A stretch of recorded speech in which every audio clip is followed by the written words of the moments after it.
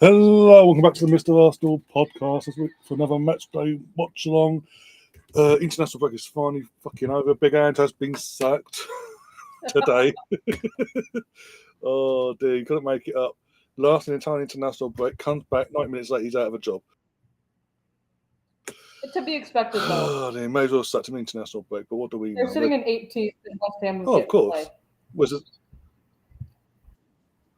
Oh, of course. But my point is, what was the point of holding on? We may as well have sacked him during the international break and Did got they someone do else the in. same thing when they hired But him, though? no.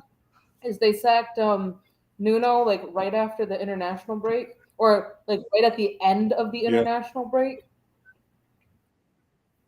That was it, yeah. Just before they played as well.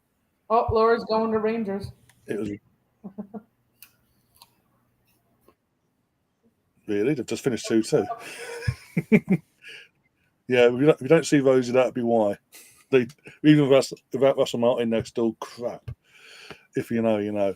But yeah, we are here for the Fulham versus Arsenal. What is our bogey? Not just our bogey ground for the last couple of years, but a bogey team. The team that likes to put up a result against us. So it's hopefully today, going by the team lineup and all that, we're going all guns blazing, no puns intended. And what goes in our favour? They've got a few injuries themselves, and yeah, I think we could. I'm confident. I've seen the lineup. I'm very confident. I don't know about you, Catherine, but I'm very confident of what we're putting forward today. I do think we'll get the 3 points to the board. I think it'll be a comfortable 3 points based off of the lineup. Yeah, just get the teams up on the screen 1 second for everyone else. David Raya in goal, Timber, Saliba, Gabriel, Ricardo, Calafiori, and then Vice, Zuckermandy, Eze, replacing Odegaard in the number 10 role for today, which is good to see.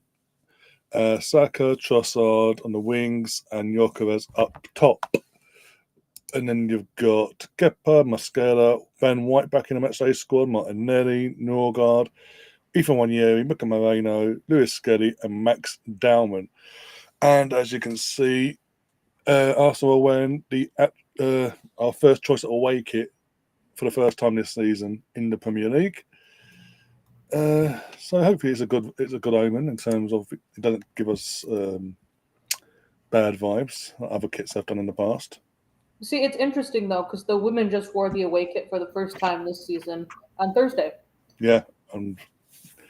Well, Laura's not going to Rangers. She's saying that Big Ange is going to Rangers. That'd be a bloodbath if he went there though, because with his connections with the other side of Glasgow, he would not be accepted. No, by no means at least.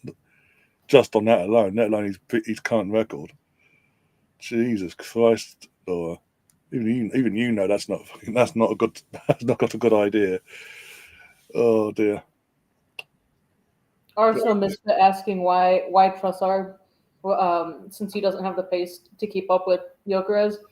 I almost think that part of that though is that you could put Martinelli out there, but Martinelli also traveled to South America and back for international break, and Trossard traveled within Europe. So I'm almost wondering, because I actually think Brazil played their last game Wednesday or Thursday instead of Tuesday or Wednesday. Oh, okay.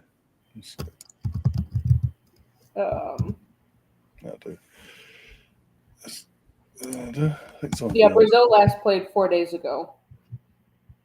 Oh, so I mean it was Tuesday, but that's still a long travel day from against Japan. They were tuning up and they lost 3-2. Yeah, they lost 3-2 to Japan, and they were playing in Japan. So he wasn't even traveling to South America. He was in Japan. Yeah. So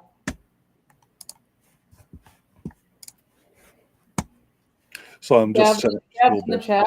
Gav, I gotta ask. How are you feeling about Chelsea's favorite color being red so far this season? I don't think they've gone a single match. Really. Well, I know that they've gone at least 2 matches without a red card, but like of the last 5, I think Chelsea have gotten a red card in at least 4 of them, if not all 5 of them. players and managers, because I'm pretty sure your manager got a red card and had to Well, sit out. Couldn't be on the touchline today, and had to pay a fine. which pissed off the owner, by the way. At a certain point, I see the still photo of him celebrating the goal, and a said owner looking over like he wants to kill Enzo Maresca. I'm just saying. And also, when are you going to... Gav, another question to that. When are you actually going to play like world champions? Asking for a friend. No, they only play like world champions if they have to play PSG, which honestly, based off of PSG's current form, they're not looking too hot, but they're also battling injuries. So, yeah, the Palace Bournemouth game, fucking wild, man. That's mental. That was a wild game. I think Palace could have won it right at the end as well. I think there were two chances by Nketiah that he missed. Then right at the very end, Mateta could have had a fourth. He had a sitter, wide open net, pass back to him. Well, you have the player going down the wing, keeper's coming out to try and close him down and close the angle out, cuts it back, wide open net, skies it. But that was wild. Like, Bournemouth blew a 2-0 lead. Palace came back and got the equalizers. And then it really did seem like Palace wanted the 3 points more than Bournemouth. And then it was like, maybe on the counter, trying to get some stuff wrapped up before I joined. But, Bournemouth scored, making it 3-2. And then Palace get a penalty, which it took, it was like 2.5 minutes for VAR to confirm the on-field decision, which honestly for me, if it takes that long, then it needs to stay as the on-field call, which another thing, very surprising in that game, VAR called over Jared Gillett for a potential red card, and it was given as a yellow card on the field. Jared stuck with his guts, and he's, they now have to announce why they're giving the decision that they have. And he was like, player was out wide. There was player was going wide, and there was coverage going into towards the center of the field. So he was not last man standing. He had all this coverage and shit. So, yellow card stood. There was no red card. It took 2.5 minutes for the on-field call of the penalty to be given. Absolutely wild.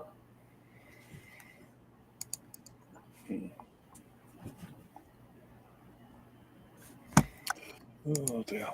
By the way, Gav, you are safe today. Liam is, I believe he's at the game. I know he's been on the boat today from across the Thames to Putney, or basically near the ground, basically. I know he's been on the boat getting it, living it up. So I'm assuming he's at the game, so you're safe until tomorrow. Is Jonesy ended up making it to the game? I know that he hurt his already bad knee and he couldn't get on the boat. But is he able to at least make it to the better half of the? I won't even call it the better half. Since he said that in the group chat yesterday, I've not heard a word basically on who's been able to go or not. Depends obviously in terms of how much rest he got up yesterday.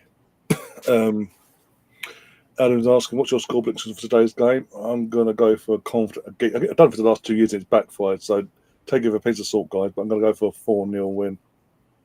I'm going 3-0 right now. Ornstein put out 14 minutes ago. I don't know if you saw this.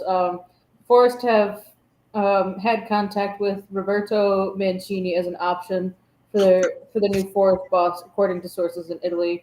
The 60-year-old is available and has Premier League experience from successful city spell. Yeah, 15 years ago, yeah. Yeah, so what is it I've seen now? Him, Sean Dyche is a potential option for Forest. Honestly, with the way that they're going, it would be extremely laughable if you have a team that is playing in like Europa League that ends up getting relegated in the same season, because that's what they are on on course to do right now. You got BX in. He's letting out. He's in a stepbrother's side. If you know, you know. If you haven't seen that film, watch it. If you haven't seen it as well, why haven't you? Oh dear. Gat's got a question for you, by the way. Not football. It's kind of football related. About things over your neck of the woods. Dude, all right. So again, he's only asking. Yeah. The FIFA president has actually even come out and said the dude is a fucking idiot because these were approved, they are approved, and he does not have the capability or the ability to take away any of this. He cannot change what cities World Cup games are being played in. He could have, after, the approval process and all of that, but I think, when the US, Mexico, and Canada won the bid, I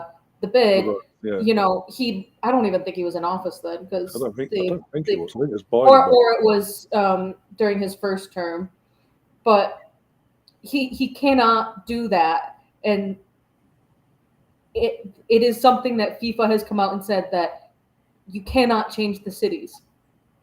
You're also, tickets are also now on sale and have been sold and are now in resale process. So not only would you be, and I'm going to guess that people have already made like hoteling arrangements and flight arrangements, and if you're going for the cheapest possible tickets for planes, you're going for the non-refundables.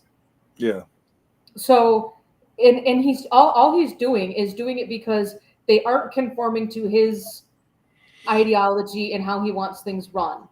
And I'm going to leave it at that, and we aren't going to discuss this anymore, because from the FIFA laws and rules and regulations and everything, once the cities have been set, you cannot change them. There we go. I'm done. Especially was it 8-9 months before the occasion actually happens. When you've won the bid, as you say, 6-7 years ago, whenever it was, either the back end of his last term or just at the start of the Biden term, either which way, you can't just go, they don't like me, I'm going to do this. Fuck off. That's what it seems like he's just doing. Oh, well, you don't vote for me, you don't like me, I'm going to punish you until you do like me. Fuck off. Or at least you conform to what I'm trying to do. Mm. But we're going to not talk about that. Yeah. Didn't know that was on tonight. Bayern Munich versus Dortmund as well, obviously in Munich. Ooh. Oh yeah, I was gonna say that one's on, kicks off at the same time. So, let's see what is the Arsenal Misfit confirms as well. FIFA has already shut down Trump. The FIFA vice president, who is from Canada, rips Trump a new one. The lawsuits would be fucking just a bit, yeah. As I say, especially so close to said tournament, and as you say, then Catherine, tickets have been on sale. They're in the resale as well. People have made arrangements in terms of flying all over the world, not just from an English point of view and everything like that. All over the world, fans have been doing getting things in place. And what the leader of the free world goes, no, too late. Tough luck, guys. I'm doing this because I'm the leader. Fuck off. Absolutely. I'll be happy with at least 2 goals in this Arsenal game. Preferably 2 Arsenal goals, but 2 goals. Obviously, yeah. Obviously, don't want 1-1 draw, 2-0 loss. You know what? I think I put it in as a prediction. I think it wasn't during the Cannon and Jonesy show. It was North Bank Summit review, the Monday night show. I think I said 4-1. 2 from Gyökeres, a Saka goal, and Eze goal. But then the Fulham goal is going to be Emile Smith-Rowe. think he's on the bench. I'll have to double check that, but Usually is nowadays. it was, or it was. I either did 3-1 or 4-1, and if it was 3-1, then it was 2 goals for Victor, 1 goal for Saka. But I'm pretty sure it was 4-1. Barcelona scraped by a 2-1 win over Girona. ESR is on the bench. Yeah, teams look. Well, I would say they're in the tunnel in that little backside bit of the stadium. They're not in the tunnel. I don't know. I'm watching The More You Know on NBC, and they keep it kid friendly, and they're doing like the ecosystem of like rivers. So we've been Earth Odyssey. So we've been going over some weird ass shit. Let me tell you that. Napoli is on right now. They're 14 minutes in. No. Okay. Yeah, no, you know, Lord is going to shit at me. It's all about fucking game time. I was like, what girl's going tomorrow? International break. She does follow up by saying not tomorrow. Hence why. I don't know why I thought it. I'm not very familiar with the Napoli team. Or there's KDB. But what's his face is But you got KDB, McTominay, Hoyland, that's the one. He's not. Okay. He's not on the bench or on the pitch. Seems are making their way across the pitch to do the little line-up handshake bullshit. The largest grizzly ever found was 1,200 pounds and over 7 feet tall. That's what I'm watching right now.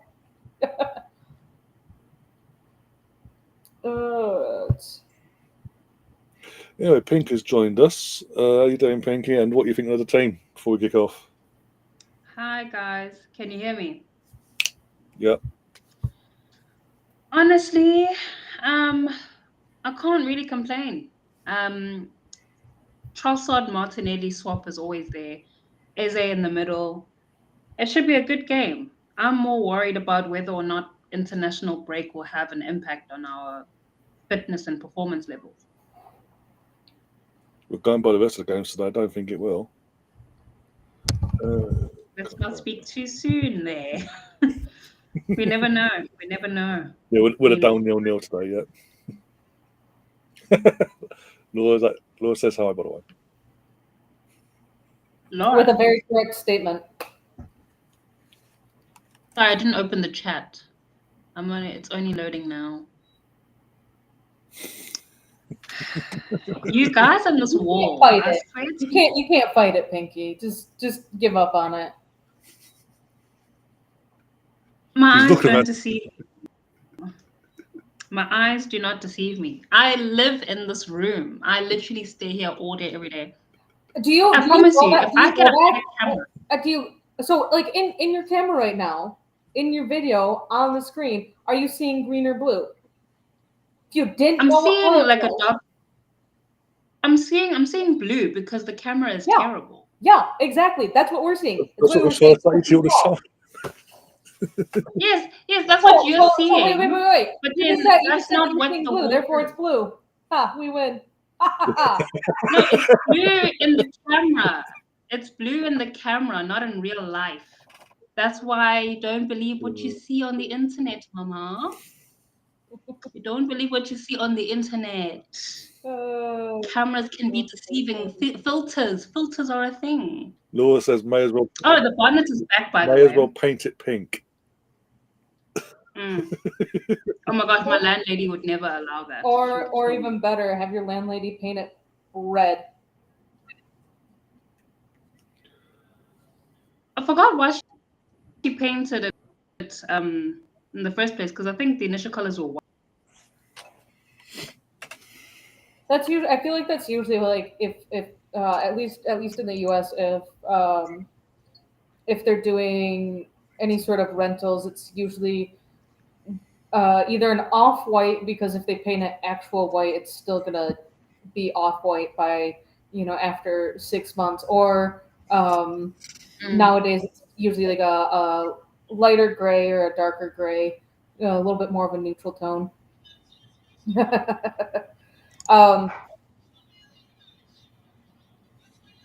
I will say that I will. What time does it start?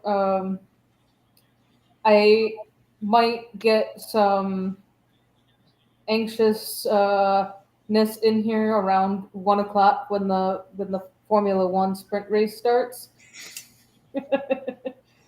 especially if there's any crashes or anything. All So Fulham, those of you that don't want to be spoiled, well, I'm sorry. Starts in 30 minutes. Fulham will be kicking off, by the way. Standing over the ball now, 1 sec. Detox just said that Glasner confirmed that Gueye is leaving. I'm assuming in January or at the end of the window. End of the season. Well, they said he's not Or, signing yeah, a new sorry. contract. At the very least, end of the season, yeah. Yeah, January or end of season, one of the two.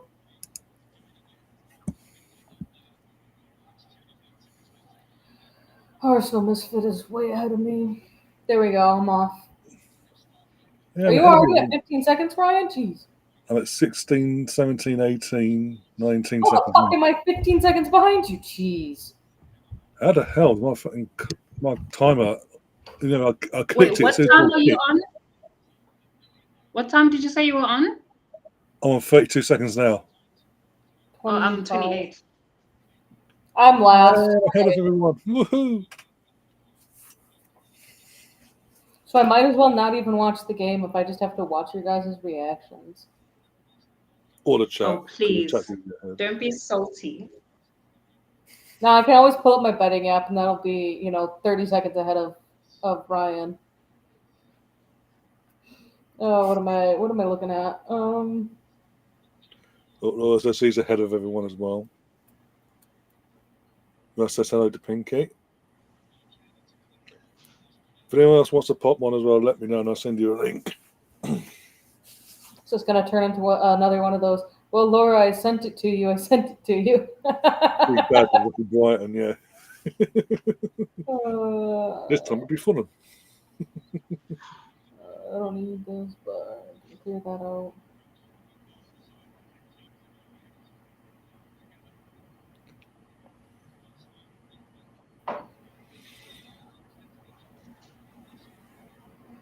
Who scores first in their game from a minute perspective? Arsenal or Bayern? Probably Bayern Bayern because are in Dortmund, so Yeah, Bayern. probably Bayern because Dortmund aren't what they used to be. Even though it's a derby and all that. Oh, Plus Harry Kane's in the form of his life. Yeah, Anthony Taylor is the referee. oh, that's foul. So if Liam is at the game, we're going to try and do spot. Whenever Arsenal score, and they go to the Arsenal end, we spot El Smugo. Where does he sit? Fuck knows. In terms of the way end, is at the end we're defending currently. Doing that corner, they're in that corner behind that goal. oh, no. Oh. Well done, Saliba. I like the third kit better than the away kit, but the away kit is still a nice kit. If we hadn't had a blue one already in the last few years, I'd like it a bit more. But the fact that we've had a navy blue kit in the last couple of years, there's a similar pattern. It's just like that one. I was like, what one are you talking about? It's actually my first, the first year that I got a jersey. Yeah, I think it's over there somewhere in Marvell. Oh, Pinky's tapped out. Talking about kits. Torino scored against Napoli, 1-0 there. Keep going. I'll send you a picture of Rangers' fucking badge. Oh dear. I'm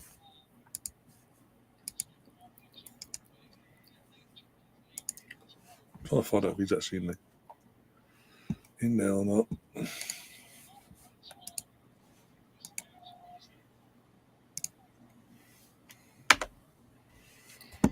Rumor has it that they are doing a yellow kit next year with the kind of lightning strikes that we have in the blue kit this year. It's kind of yellow. This year's away kit, but yellow. Never say never, Laura. Never say never. And Pinky's back. That was a weird intro, by the way. What did it sound like? It was more your facial expression, to be honest. It was taking forever to load because I just saw the Yokres, well, not really chance, but struggle. I had to switch devices because I can't use the Wi-Fi on the same devices for some reason. So I knew it wasn't going to work, but I wanted to try it. So I'm using my phone for the stream.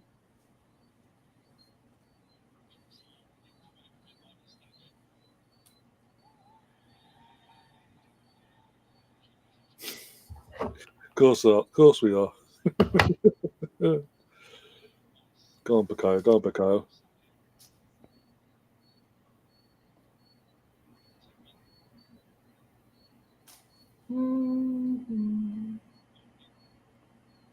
Go on, Leo. Oh, that's crap.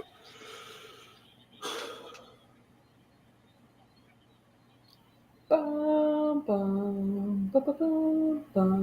actually like Craven Cottage. So the Arsenal Misfit says he agrees with Pete, but not that faded piss yellow. Well, me and Melvin called it sherbet lemon. Are you talking about the yellow in the same season that we had the blue kit as the third kit? Yeah. For me, when it comes to Arsenal in yellow, it's just yellow, like a proper yellow, not bloody faded into the background, more bloody lime or sherbet than anything else.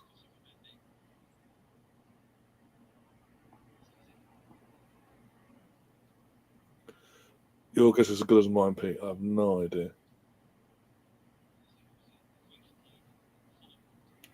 We have got we've literally got a block of 8.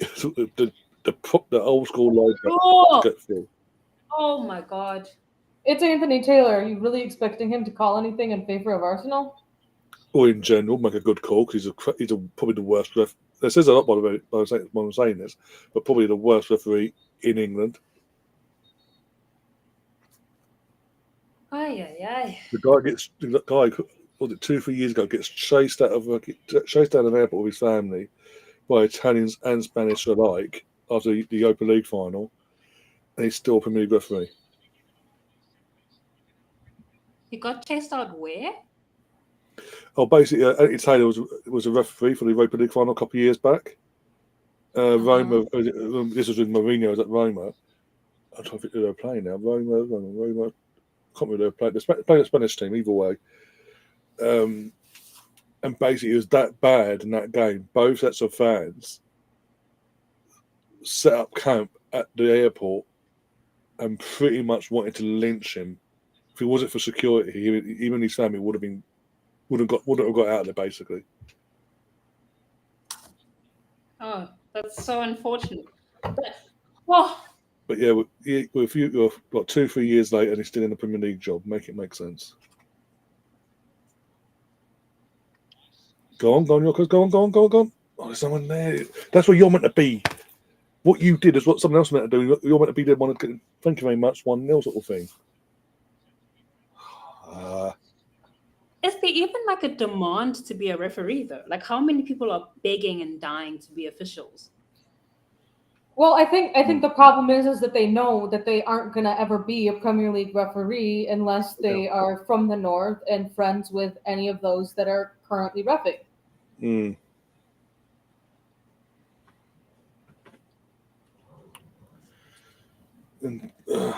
In 2007, I had the misfortune of meeting Howard Webb and a few of the cronies before the FA Cup final in 2007 between Man United and Chelsea. The day before, they were having an FA Cup final Eve Garda thing that referees itself. So I had to pretend to be a training referee. It being hosted at the Emirates. That's why I got in for a friend and all that. And yeah, absolute dickhead.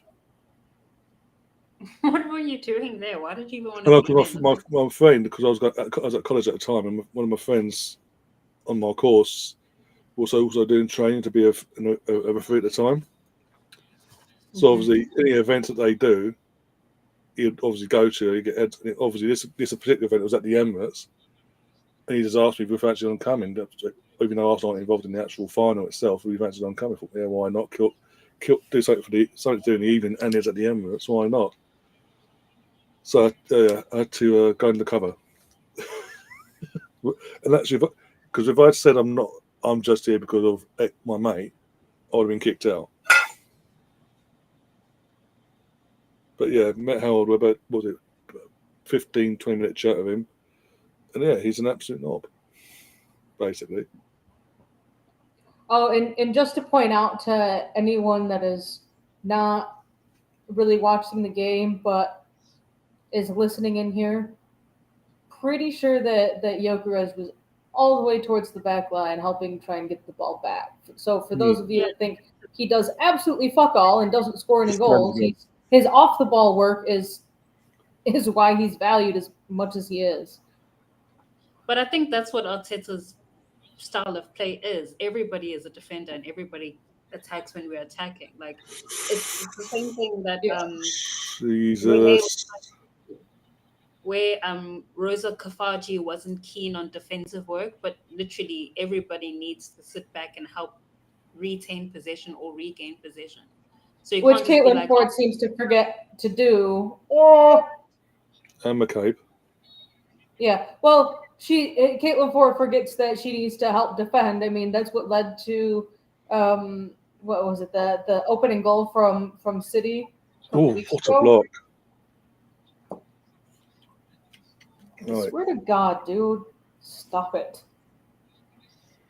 Keep getting these weird ass random texts from numbers I don't know, and all they say is hello. Yeah, scam callers, yeah, or texters in this case.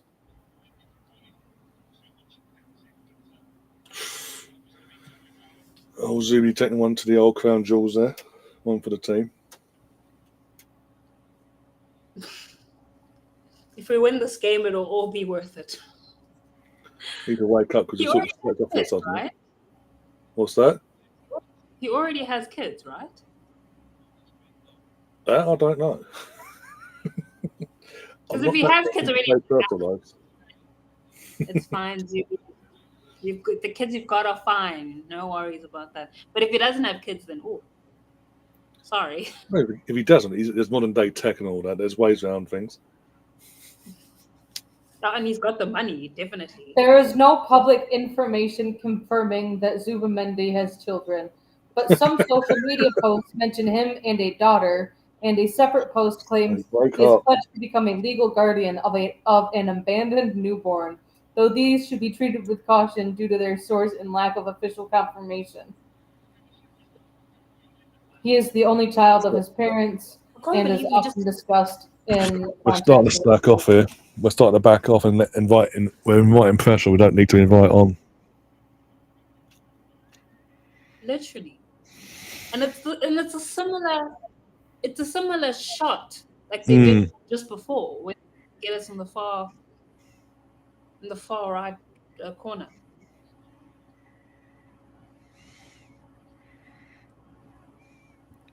Oh my! Oh. See, I'm so calm right now because neither of the other two are reacting as bad, and since I'm like 10 seconds behind them, if not more, I'm just chilling. I'm not gonna lie, that is kind of the benefit of being behind a bit. Like with the Benfica game, it's like, when we got that second goal, I just felt kind of relieved. I didn't have to react. I was just like, oh, thank God. We just got away with that one.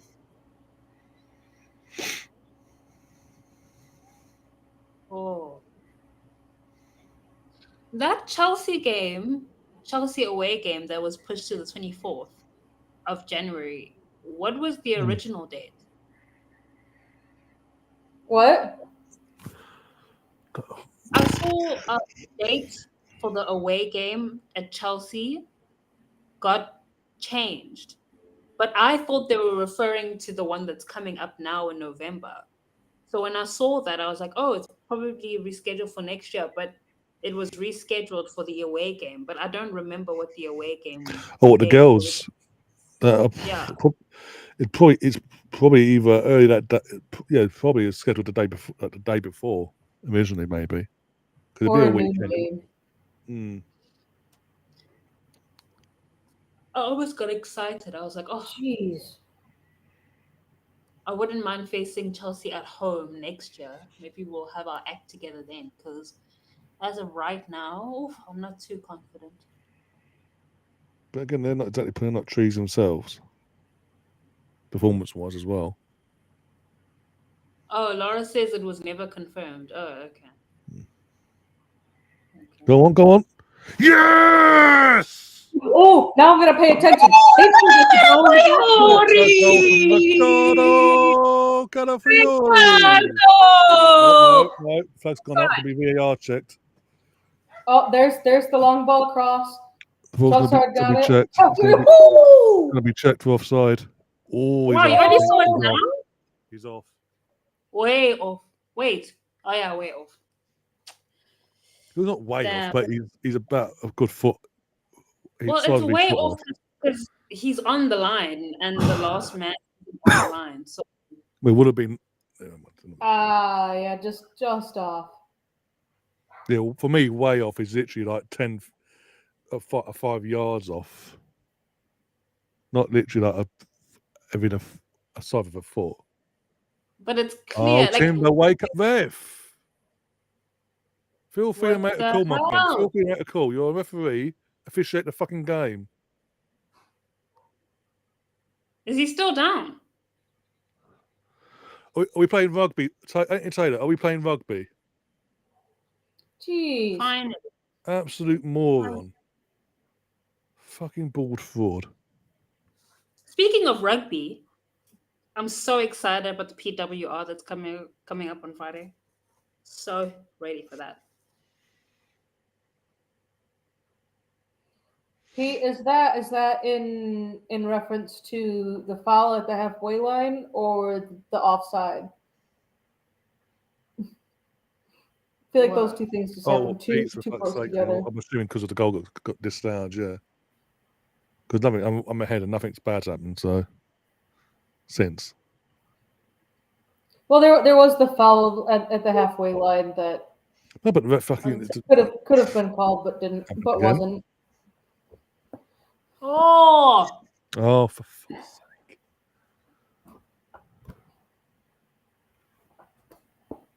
It was a really good.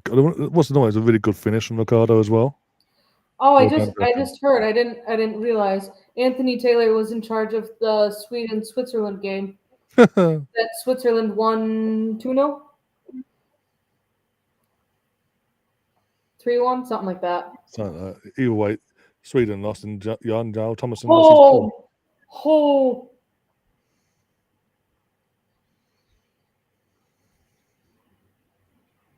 King. corner for Fulham, by the way. Wilson standing over it. Please. What the fuck was that? That was weird. What the hell? Whoa! Please tell me there's a goal. Oh, another corner. Yeah, another corner there. It's no panic. No, I just don't like the way the first one came in. It was so haphazard. It's like The ball just disappeared out. For me, the ball just disappeared. What a fucking ball! Where's the ball gone? Oh, it's gone off again. Okay, cool. That was my fucking reaction. Those are the worst kinds. Because if it disappears, what are you gonna Why do? be with the ball in? Oh, foul, ref. Thank you. Fucking hell, Anthony Taylor. Eze needs to get a goal today. I'm calling it. It's not. That's like such a high kick, not a red. He's not a high kick. If Eze doesn't dip down, if Eze's standing tall and gets kicked in the head, it's a high kick. But the fact that he went down to get the ball, it's not classed as a high kick because he's put himself in a situation like that for that to happen. Remember that? Was it Diogo Jota or another? It was Cole Walker against us when it was actually kicked. Kyle Walker, I think it was back in the COVID return of the football and all that during the COVID pandemic, first time round. Kyle Walker kicked one of our players in the head, and wouldn't mind that same day, same situation, the penalty was given. I think in that game actually, to City, but we get kicked in the head. No, play on. I remember it because I was obviously doing the watch songs. That's when I started doing the watch songs during the pandemic, and I'm sitting here with others, and we're, what the fuck is this ref on? But I can't remember who the ref was, but it was as a joke.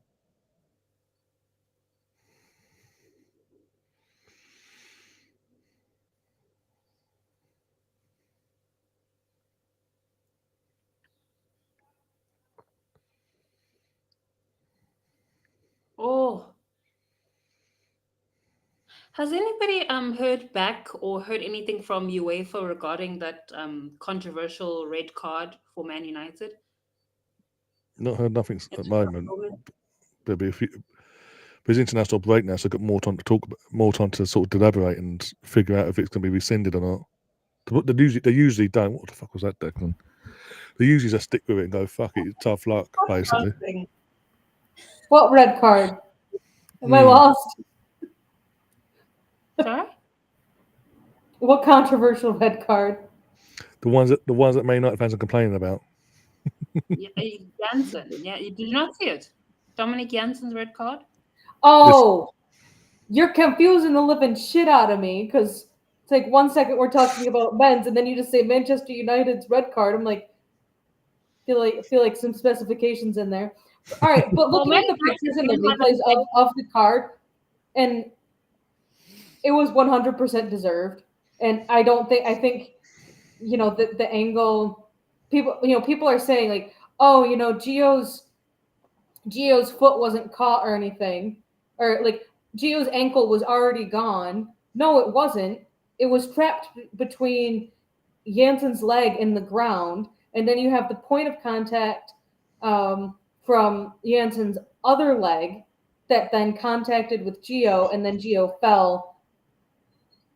First point of contact, pretty sure, was with her leg. So there's so much shit that's going on. Caroline, who got it was like a 2-year ban for putting out a tweet of like, oh, I never meant to hurt this person.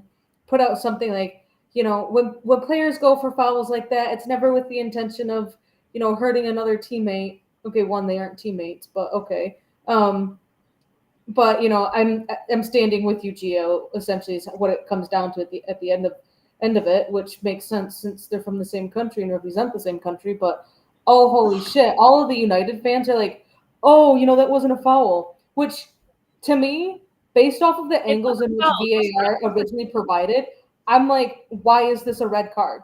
But then afterwards, because they weren't showing the angle from the edge line, they were showing it from the halfway line and from behind rather than in front of either of the players. But when you switch angles and you look at them going towards the touchline and everything, then yeah, it's 100% a red card. But it's interesting because the commentators were saying I still don't think it was interesting that it was the commentators said that, I don't know if it was the Disney Plus commentators or the Paramount Plus ones, but they had said it was an interesting decision that the referee decided to give a red card based off of how injured the player was. But that's essentially what happened, though. Like, no, you actually have to go through and look at the video and all the angles, because the angles that they provided during the stream were not the best. I don't deny that she catches her with her knee. She also never got ball. She's going for the ball. She touched the ball with the left. We see it so many times that when the reason that like before the international break, the keeper what I don't even know who it was, but that Gyökeres was not given a penalty or a foul was because the keeper touched the ball. Janssen never touched the fucking ball. I think she tried to go for the ball. But watch it, like I've seen the video multiple times, and I've seen all the different angles on it. Here comes Laura. I've seen all the angles on it now. And at first I was like, okay, yeah, that's just a yellow. But watching all the angles and seeing all the angles, it is 100% a red card. The ball was never touched by the defender. 1-0 Bayern. If that is an Arsenal player in that type of situation, we are calling for a red card. Yeah, and even if it was an Arsenal defender that did that, one, it would have been given a red card to begin with. But yeah, either way, like, yeah, I don't deny she catches her with her knee. and she catches her with her other foot. If you look at the photo, she catches her with her other foot also. There's 3 points of contact. There's the grab on the shirt. There's the leg that's trapped, that obviously the ankle has broken. And then there was the whole initial tackle in the first place. If you look at the picture, there's three points of contact with no intent of going for that ball. I said to Catherine, if you look back in that, she slides in and tries to pull out, and that's when she's caught Gio. That was the initial tackle that she got sent off for.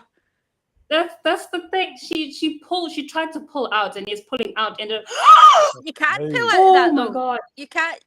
You've gone in for a tackle like that, then you all of a sudden can't halfway through that tackle decide I'm going to pull out of that, because you know for a fact that you're going to leave that player in.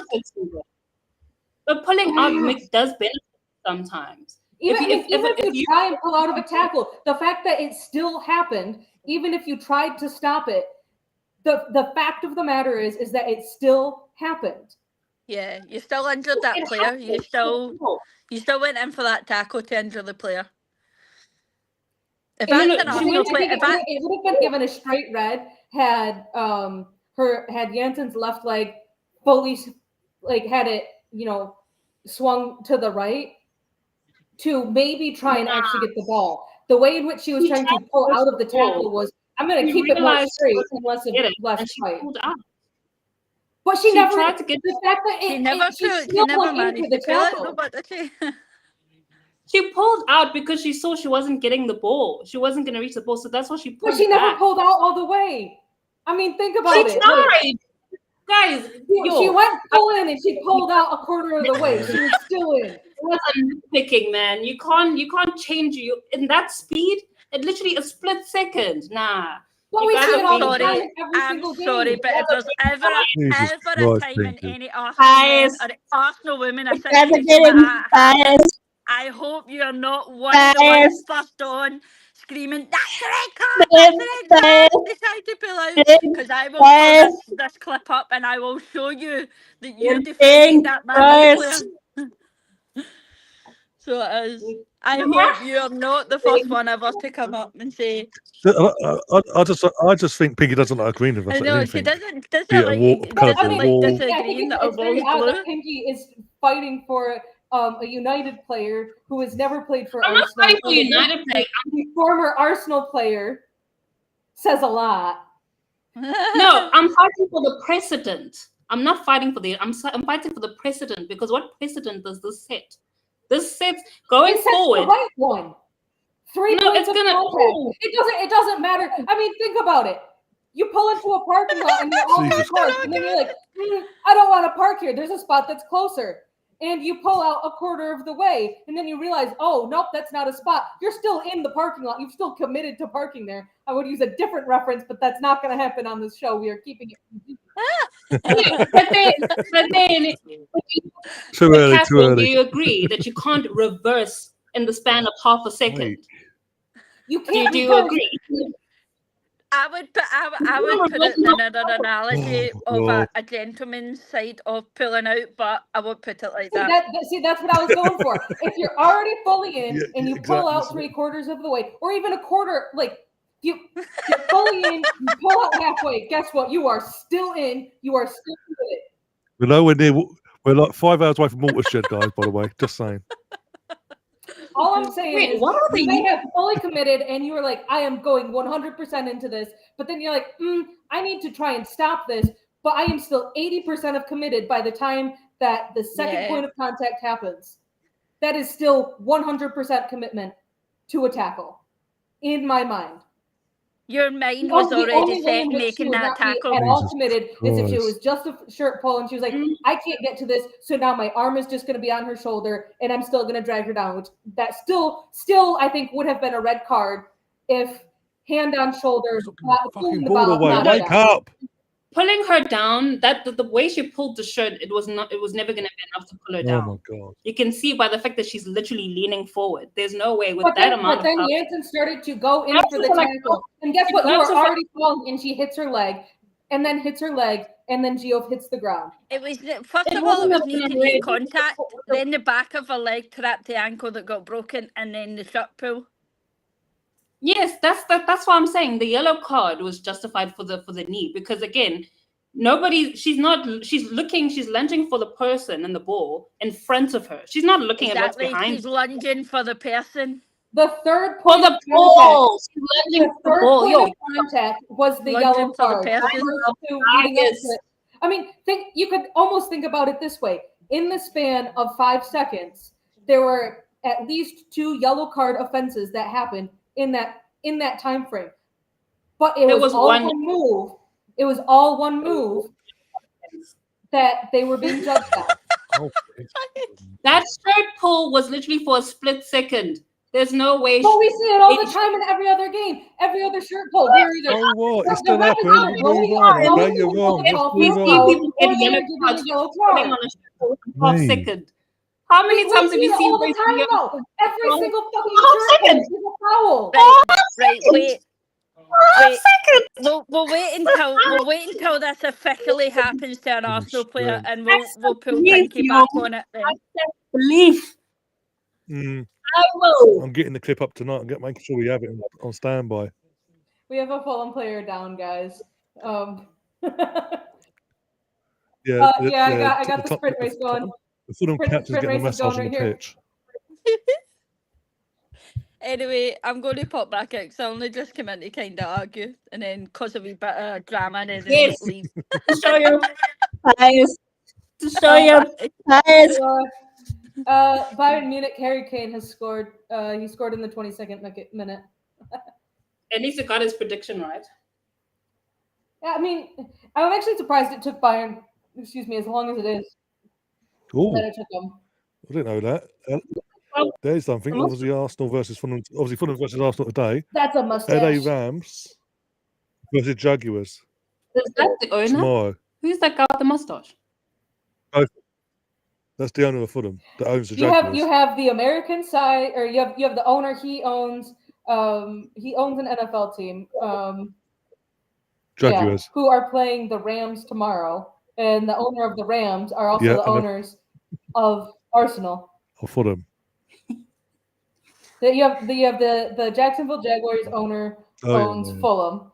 So and the Jaguars are in London, I'm pretty sure. I think so. That's the whole point. I think there's a whole point. Which is the point of like, what are the odds that this happened during this weekend?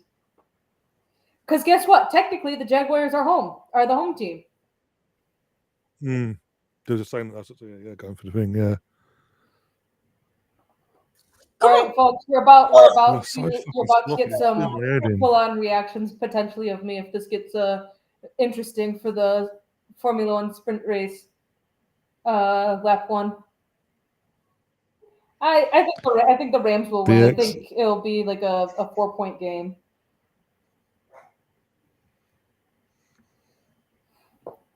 And it's lights out and away we go. Oh, Max Verstappen gets a great start. Piastri's up on north at the apex. Oh, no. Oh, shit. Oh, shit. We got some collisions, folks. The McLarens hit each other. Woo, yellow flag. Spicy. And Max gets away unscathed. Lando Norris is likely out of the sprint race. This makes me so happy. Oh, did you guys do you guys have that Lando Norris drink? That monster drink? Have you guys tasted it? Holy shit! A front wing just completely flies off. This is insane, guys. Oh, nope, we got another hit, and like turn 19 or something like that, they're gonna safety car. I was gonna say they're either gonna have to call a red flag or God, that's a low block. They're taking the piss. Come on, but Arsenal need to turn up. faster. Where are the standards, guys? Come on. Oh, we got a tire off. Holy shit! Smash it, Timber! Oh, Trossard, mate, you're pissing me off. Trossard, you're pissing me off. Oh my gosh, no! Corner. Here we go. Set piece. Gabriel, get your ass up there. Come on, Gabriel. Do your job. Trossard's pissing me off. Don't. Fucking an attacker doesn't play like an attacker. The defender plays like an attacker more than him. Ow. Brief little recap: both McLarens are out, and one of the Saubers lost their front wing. But Arsenal need to actually do better. They're getting lax on defense, and Move. I don't know what's happening on the front line though. Faster, lads. Come on, a bit more urgency. Fucking hell. We started off so well, and now we're just. I forgot we're playing rugby, ref. You take your time, mate, to call me, yeah.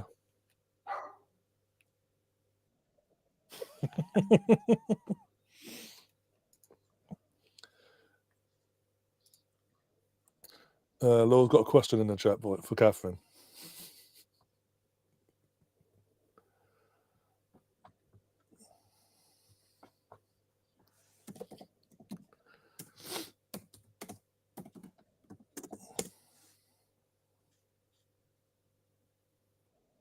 Come on, Bakayo. Go on. Oh, you dummy bastards. And Trossard's just been Trossard. Tim, to be fair, he couldn't get much power from there. Like, he couldn't get a clean. No, nothing. No, again, I think Yorgos did the right thing with the angle he had. But it's Trossard, just Trossard. I'm a lightweight. I can't do aerial play. I didn't hear a word you said, right? I didn't hear a word you said. You just mumbled and like out of frustration, but I get what you're saying. Pretty much, yeah. The effects of Leo Trossard starting for Arsenal. Oh, shit. He can't finish his fucking dinner.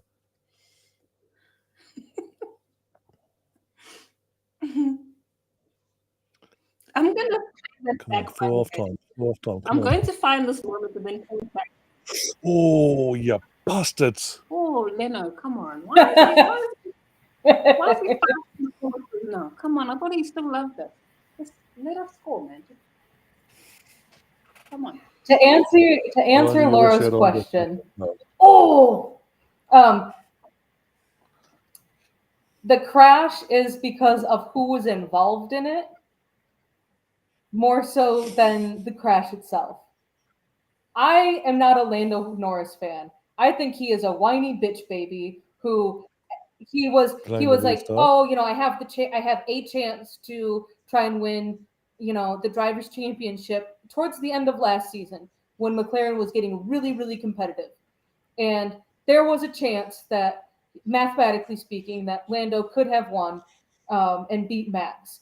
And he was going into the start of the season saying, please give me all the points and give me the best car possible. And guess what? His teammate was like, I'm actually going to race you and be competitive against you. And you actually need to drive and prove that you can be the driver's champion, not just because, you're the better McLaren driver. I like Oscar more than Lando, but it was a crash that took out Lando, and I am happy about that. Sure, that was. I don't think that Hamilton is that much of a whiny bitch baby. Maybe for his 8th drivers' championship that got taken away from him, but that was, I think, the FIA wanting a different world champion. But that's just my take on it. But Lando himself started off the season. I mean, he was like, there were points in times during this season where McLaren were very obviously favoring Lando, and yet Oscar still won, and they still favor him. Like you know that the only person that is on Oscar's side on the McLaren team is his engineer. Go, go, go, go, go. Push forward. Don't care. Push forward. Ignore. Oh, fuck off. What's now? Head. He's holding his head, so it's a head injury. Fuck off. I bet he gets something and goes, I'm okay now, ref. I swear to God. All morning running away from the fucking bastard. Oh, look, I'm okay now. I swear, if we haven't touched his head, he can piss off. Didn't even touch his fucking head. It was his teammate that hit him on the Anti shoulder. go play with fucking balls, you It was bastard. his teammate that hit him on the shoulder. Roll. No, he grazed his nose. But he's indicated head injury. Andy Taylor's indicated an head injury. It's not a fucking head injury. And then they tested for concussion because of it. It's not head injury. His head wasn't touched. It was his mouth. How's his Ford still got a job at the PGMOL as a referee, for fuck's sake? No, but the staff are also doing too much. Like, why are they busy pretending? We had the ball. We was in the space. We were about to fucking do him. Oh, and now he's injured with a leg injury. Of course he fucking is. Oh, we've got to justify it now, guys. Get me a physio quick. My leg. Prick. I mean, at least it's still the first half. If they're doing this in the second half, I'm going to lose my head. I'm going to start doing this. If it goes to half-time 0-0, I bet there'll be next to no fucking injury time in this as well. Considering if a fake head injury now, we've got another play down of getting a fucking physio for his leg. We're going to get 10 minutes. Oh. There's a sub here. Either which way. Fulham, it's a Fulham, either way. But you've had Tom Carney sitting on his arse getting a massage halfway through the fucking game for no reason. I guarantee you'll get 1 minute injury time.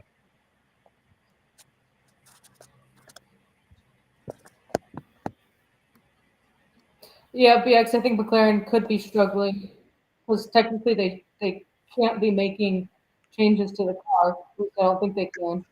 But Gav, there's a difference between testing for concussion on a player for a head injury, and his mouth's being touched by his own teammate. You do not test for concussion because your mouth has been touched. Is the player that came out the one that got the head injury? That's what I thought. No, it's the one that's complaining about his leg. Anderson, that's it. The old Palace defender. Anderson, did he not play for Crystal Palace at some point? Or am I thinking of it? Yeah.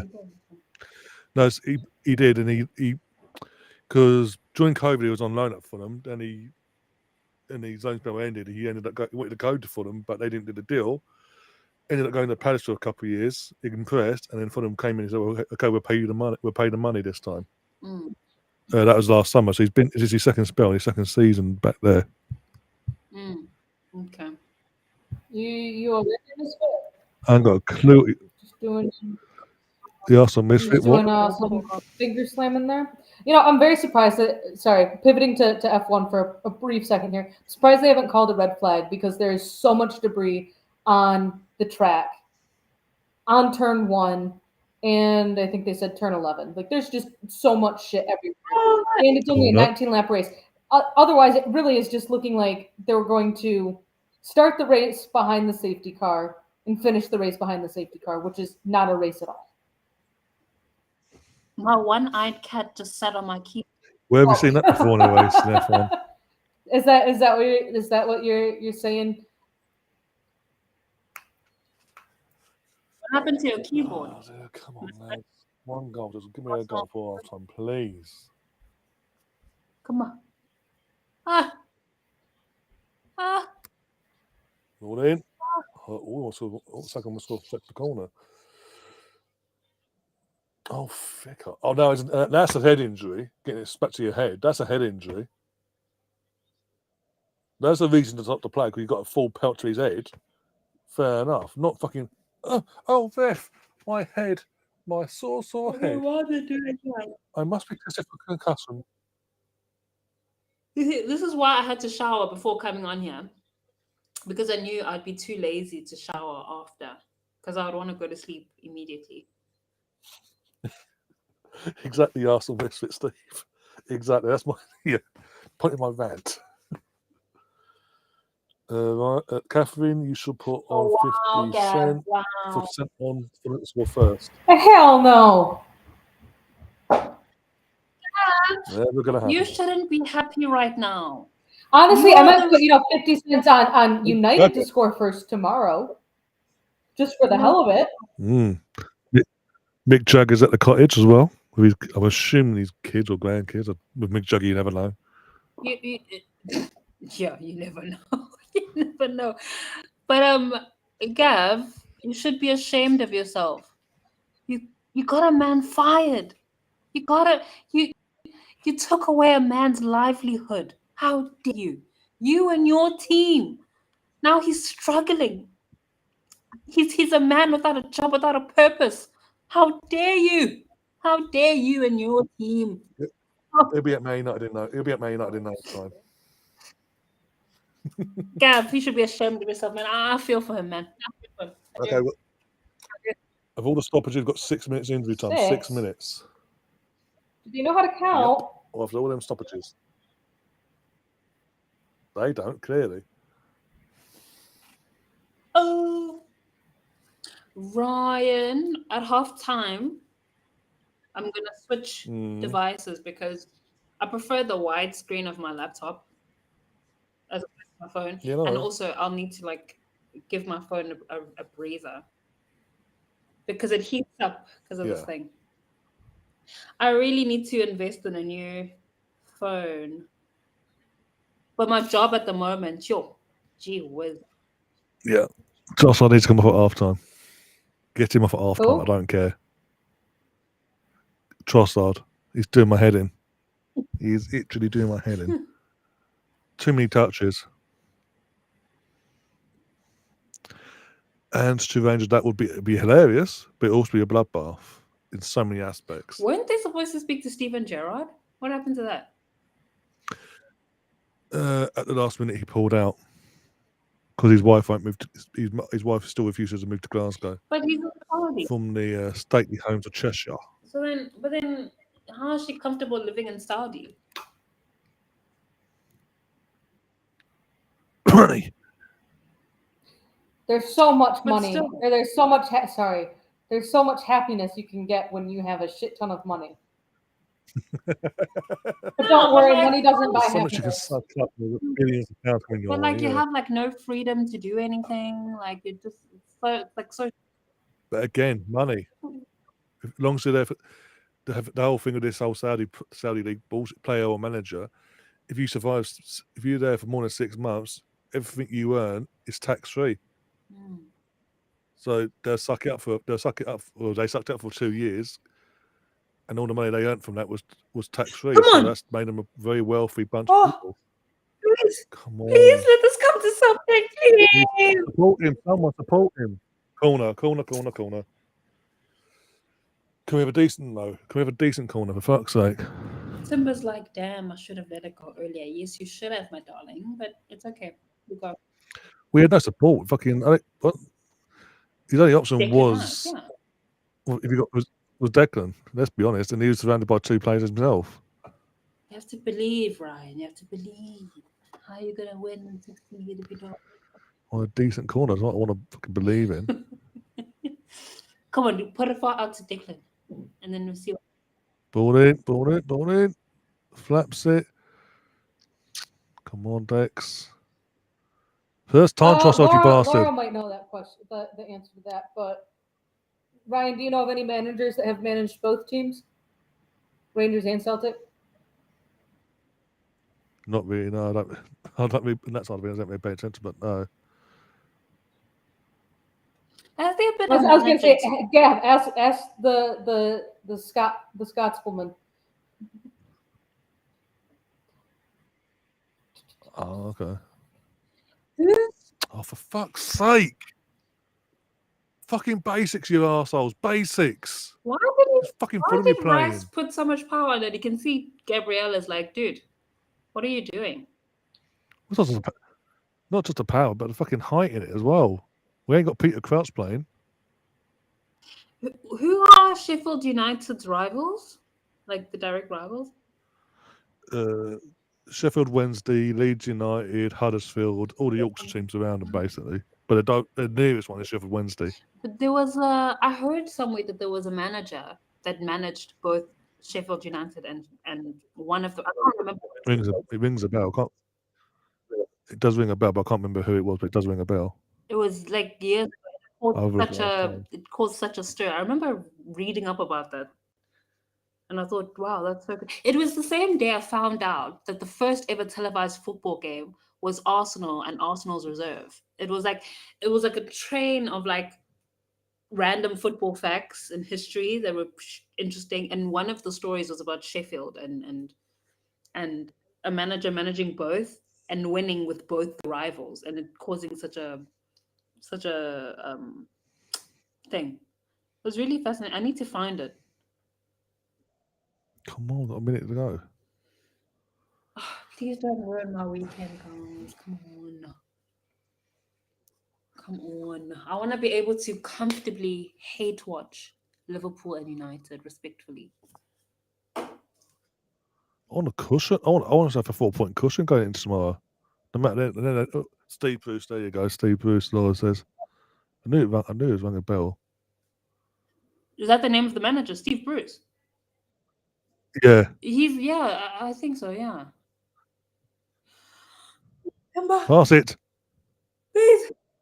Declan. Halftime. Oh, you. Damn.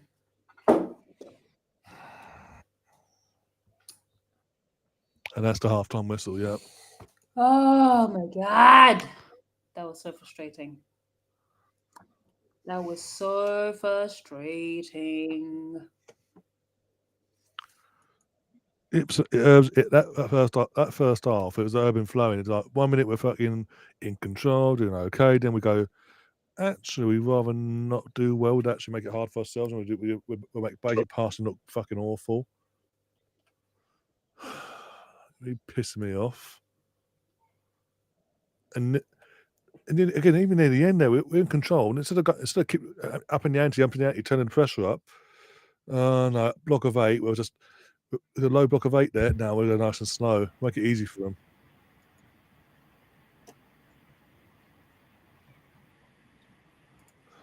Dear God.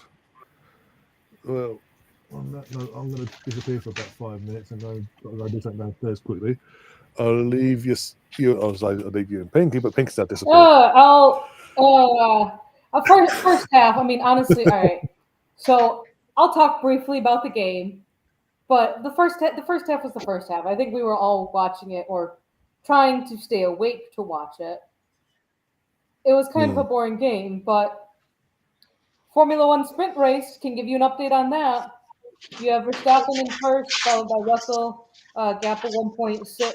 Sainz is 2.5 behind Russell. He was able to at least speed up to break DRS from the Ferraris, which it also could have been the Ferraris were squabbling with each other. Hamilton and Leclerc have switched spots, so Hamilton in fourth, Leclerc in fifth, Alex Albon in sixth, Yuki Tsunoda in seventh, Ollie Behrman in eighth. Ollie Behrman is second in a DRS train ahead of Antonelli. Behrman has the last points position of the sprint race. So it could make it interesting. We've got 9 laps left. Will Ollie Behrman hold on? Is Yuki going to be helping him out and keeping him in DRS range and keeping the Mercedes with only 1 car getting points instead of 2? You have 3 cars out, Piastri, Alonso, and Norris. Nico Hulkenberg suffered from the lap 1, turn 1 crash. He started off in P3, I think, P4. He's now down in 15th. He has also lost his entire front wing, so he has nothing to help him with his downforce, but he still is ahead of Isaac Hajar and Franco Colapinto. And Colapinto in the Alpine, which is essentially just a tractor with a high-speed engine, is struggling to even stay.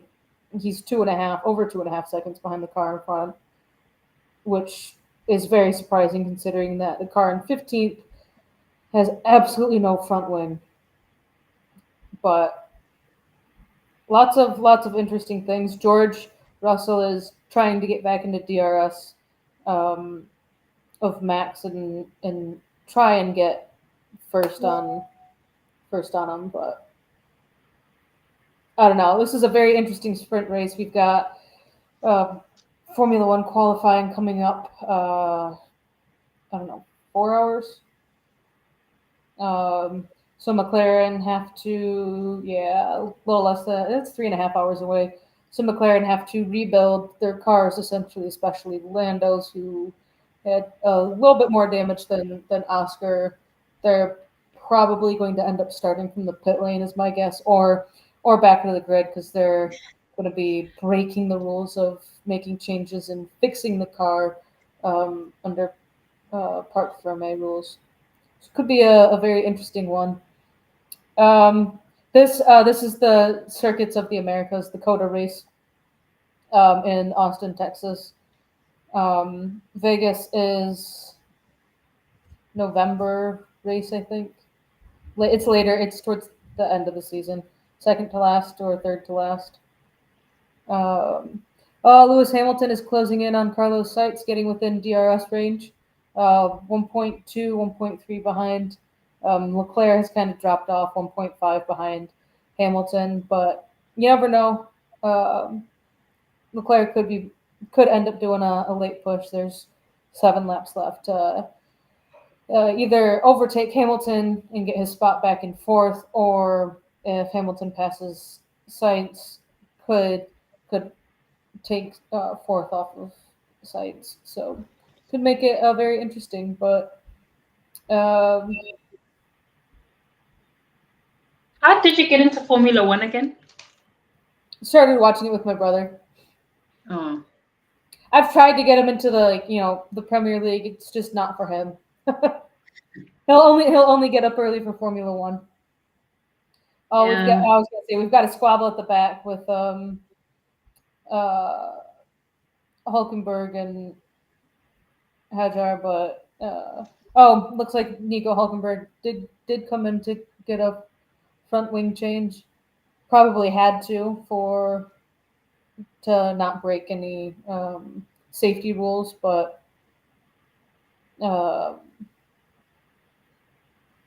it's an interesting sprint race.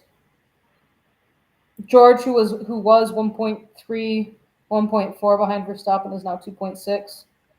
So looking like he's fallen off. Carlos is kind of just keeping it at 2.5, 3 seconds between him and third, and Hamilton is slowly closing that gap, still at 1.3 though. So only 2 cars are in DRS range of the cars in front, which just gives them an extra boost of speed on the straights. Just watching Arteta missing the pen during the Fulham derby, terrible kick. Is that an old fixture? Like watching retro stuff in the middle of an actual game. That's not strange. That's not strange at all. Yuki, slow down just a tad.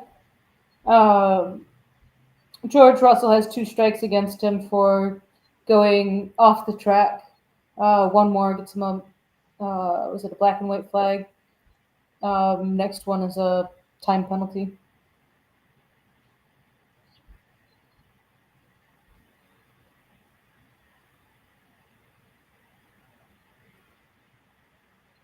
Oof. Could have been a very, very different result. I think had the cars been going a little bit faster, we might have actually seen a car flip. Piastri was at a heavy tilt angle.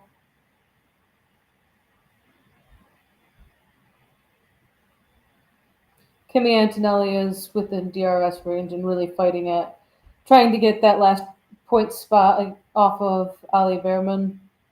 Gap is 0.7. Gap from Behrman to Sonoda is hovering around 1.0, 1.1. So Yuki needs to slow down just a bit, but Yuki is also trying to get a little bit closer to Alex Albon, get in DRS range there, and maybe overtake there, get some more points on onto his driver championship standings.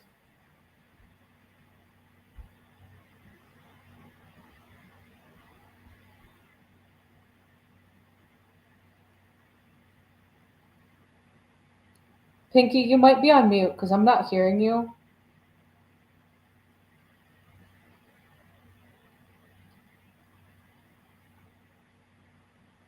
Oh no, Pinky's just answering. Charles Leclerc is my favorite driver, though he's just existed. Technically, mathematically, he's still in it to win it, but I don't know. Ferrari are just struggling, but I kind of like Ali Behrman too. I think he's going to be a great driver along with Isaac Hadjar. Sounds like Pinky's looks like Pinky's actually on the phone instead. See, it's going to be interesting next year because they're getting rid of DRS and they're going to the moms, which is going to be interesting. It's not even the same deployment system. It's forget what it stands for, but it's MOM, the moms system. So it's from everything that I've seen, it's supposed to make it's supposed to be making the cars faster and you're having more overtakes, but the way that I've seen it is that we're some of the journalists are coming out with is that could actually be making the cars slower, and the way in which that the battery would essentially be being used in the system is you wouldn't really be like it harder. It would, I think, end up being harder than current system. But then you have an 11th team joining the track next year, which could make it interesting because when they were filming the Formula One movie, the F1 the movie, the drivers had already said, we don't like having two more cars out here. It's a track that's, the tracks are congested enough as it is with, 19 other cars on the field or on the track. So having two extra cars, it's a lot more, and it's just a lot more congested. And then it's like, all right, yeah. So actually, we are going to be having 22 cars on track next season. So you're still going to have 10 cars in Q3. They're going to eliminate six in Q1, 6 in Q2. Then you're still going to have 10 in Q3. So I mean, it could honestly, the way haven't seen. Cadillac is joining next season. Sauber is becoming Audi, but it's just going to be. You've got it's just going to be an interesting season next year with an extra team. Haven't seen them race yet, or seen their car, but based off of current form, I would almost say that Cadillac could be better than Alpine, just because Alpine is just absolute garbage. Oh, we have another safety car, lap 17 safety car. Oh shit, Lance Stroll and Esteban Ocon. They collide. Yeah. Pinky, you're not on mute. Pinky, you aren't on mute. Uthole nini? Mute yourself, Pinky. Cha ngizozama kusasa ngoba ngeke ngikwazi ukwenza manje. Ngisabuka igame manje, ngisabuka Mute i-Rotterdam Arsenal yourself. versus Fulham. So ngeke ngikwazi ukuyibuka. It's gonna be okay, ngizoyithatha bese ngizokusendela mengiqedile. Ngizoqeda ngayo bese Paying attention. ngizoyifaka. I don't know. So it looks like we're going to be finishing the race under a safety car because they have to get the cranes out to get Ocon's car. So we have Verstappen in first, Russell in second, Carlos Sainz in third, Hamilton fourth, Leclerc fifth, Albon sixth, Yuki Tsunoda seventh, Ali Behrman eighth. But Lance Stroll doing Lance Stroll things. The guy doesn't know how to drive. He collides with someone, and then every time that he collides with someone, he'll come on the radio and be like, "Man, what was this guy doing?" Pinky, I hope you was know. Was I unmuted? For like the whole call? No, like the last 20 seconds of your call, you were unmuted. Don't know how that happened, but. Oh, because I was visiting a site. Like my dad was calling me, asking me to do something, and the site had like a bunch of. Sorry about that. What did you guys hear? Not anything in this language. Go back and watch it. It was maybe 20 seconds. I was trying to talk over it so that way you could still have your own conversation. But yeah, guys, I don't think we're going to be getting back to racing. Maybe the safety car would be coming in at the end of this lap, and we would get one racing lap. But honestly, at this point, I doubt it. So we have 5 cars that DNF'd, 3 on the first lap, 2 on lap 17. So this is actually like could make tomorrow or today's qualifying. And yeah, I don't think we aren't going to get back to a race. It's just going to finish under the safety car. It could make not only qualifying later today very interesting, but it could also make the race tomorrow very interesting. But we're about to get started with the second half. Hopefully, we'll see some goals for Arsenal. At least 2 would be fantastic. I think, we kind of want to try and get the goal difference slowly eked up. If we can get 2 goals a game, great. We've got Ali Behrman and Kimi Antonelli incident, leaving the track and gaining an advantage. Hot mess of a thing. And there's kickoff. And I'm still way behind, so. Thank you for listening to my halftime talk on Formula One. Apologies, I had to put the ice on and let the dog out as well. Yeah. So we'll be distant in about 20 minutes' time. I will disappear. So for 5 more minutes. Oh God, what's going on? Why is your name Pinky unmuted? She somehow became unmuted while she was taking a phone call, but it was only like maybe 20 seconds, and I tried to talk over her so that way none of us would hear her conversation. But it also was not in English, so I don't think anyone would be able to understand it anyway. So. Fair enough. Sorry about that. It must have been the link that my dad sent me. Got a free kick here. Decker's going to take it. Decker's is taking it. Oh. Not going to be. There's no way shooting from that angle. So Ali Behrman left the track to gain an advantage, which all he did was went wide in a corner that he and Kimi were taking at the same time. Went wide off the track, stayed ahead. He now has a 10-second time penalty, which puts him from 8th with finishing with 1 point to probably last because they're finishing under a safety car. Which honestly we could have actually had like a proper race had they called red flag on the first lap and just started racing again. Which based off of, the amount of debris that they had on track, I'm surprised that they didn't call it as a red flag. But, it's the FIA. They aren't going to do that shit.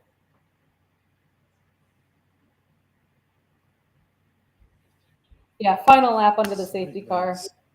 I'm not even going to finish this. That's just garbage.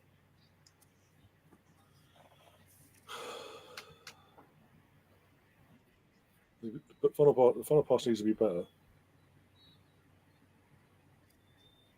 Master that, you're fucking odds on Arsenal, but you fucking get your head at your asses. As it stands, the fans are purring at the thought of us dropping points as it stands. Because they're not doing the fucking basics. Oh, Liam put in the group chat. To be fair, Chelsea and City were 0-0 at halftime, depending how it has been the first half.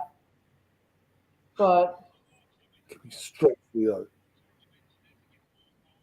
You go to the opposite. You do not go near post like that. You go fucking top corner, the furthest away from the furthest post.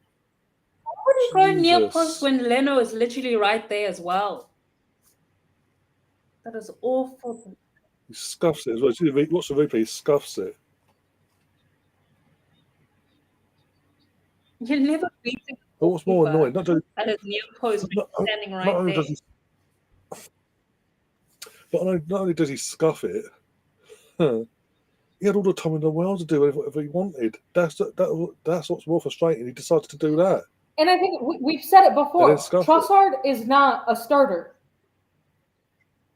No. Trossard coming in off the bench in the 60th or 75th minute. He's a more dynamic player. My phone. We're flirting with him now. We are literally flirting with him. We're going, we want to score, we're going to score, but we don't want to do it yet. Oh no, please, I can't do this, man. How did that look going? Oh, what the fuck are you doing? Oh, everyone was just like, we're going to watch the ball. You just put their toe literally. The ball from Saka to Gyökeres, I'm assuming he's aiming at Gyökeres, was poor. In that sense. God. By the way, this is the end we're attacking is what where Saka's standing. The Arsenal fans are behind him, literally. God, after the love of days, short corner FC. What are you doing? Another corner. What was the point of that? What was the point? So we're not doing that again. Okay, let's do something more sensible this time. Gav, you're playing a piss poor Nottingham Forest, for fuck's sake. Don't get too carried away. He wasn't, from what I've heard, he weren't even that good.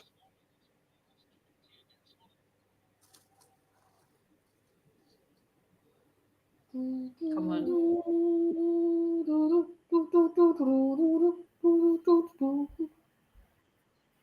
Right, come on. Just whack it in.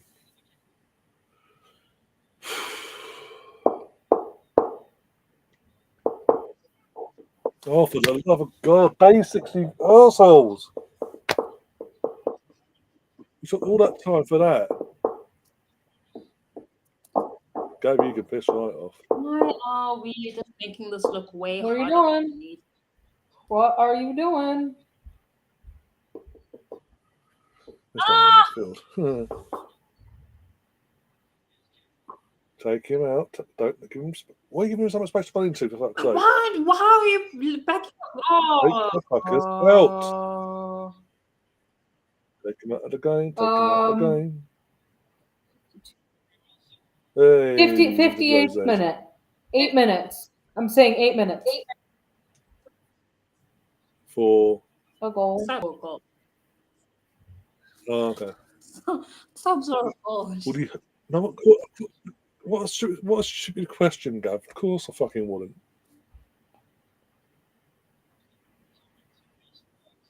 Against you, obviously, yes. But against my own team, you having a fucking brain fart moment. Yeah, my team's losing, but my former team member scored against us. Yay. Oh, but I would love to be Ant right now. Come on. To just get a whole bunch of money for nothing, for basically being employed for like 2 months. Oh, God. I can only dream privileges. No, he has to sit and wait for the Glazers to come calling when Elmer finally gets on the go. The fact that he's out, the fact that he's been sacked from 2 clubs now and Elmer is still in the job is mental.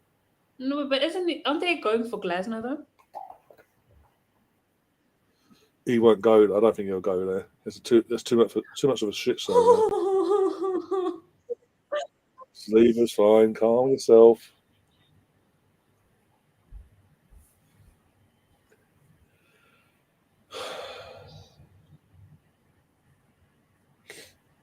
You don't think Glasner's going to leave Palace?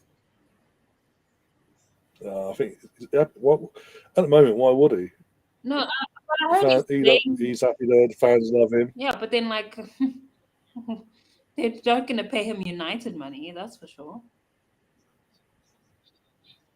Not many clubs will. Let's be honest. But at the same time, does he really want to tarnish his career after everything he's done at Frankfurt and now at Palace? Does he really want to tarnish his career? Go for a payday?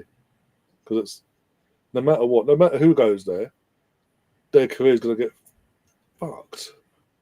Because yet again, owners aren't doing the right thing by the manager. He's having to work with what scraps he inherits.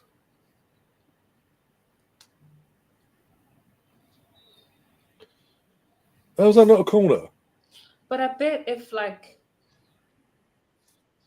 they fucking losing their minds, this lot. Fucking hell. But I bet like if a German team wanted to, like if Dortmund was like, yo, come be the manager, I'm sure he would go.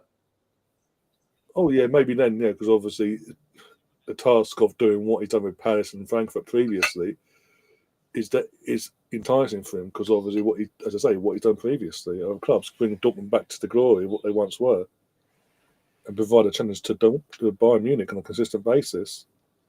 But I think Bayern is happy with company, no?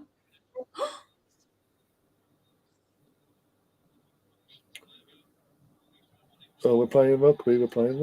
Ah! Is this FIFA that every ball just falls to them? Oh my God, no! Oh! Get up. They're actually going for a penalty. One of their players has went to the ref. There's a penalty, ref. I swear to fucking God. I swear, these guys are literally. Oh my God. That's not a pen.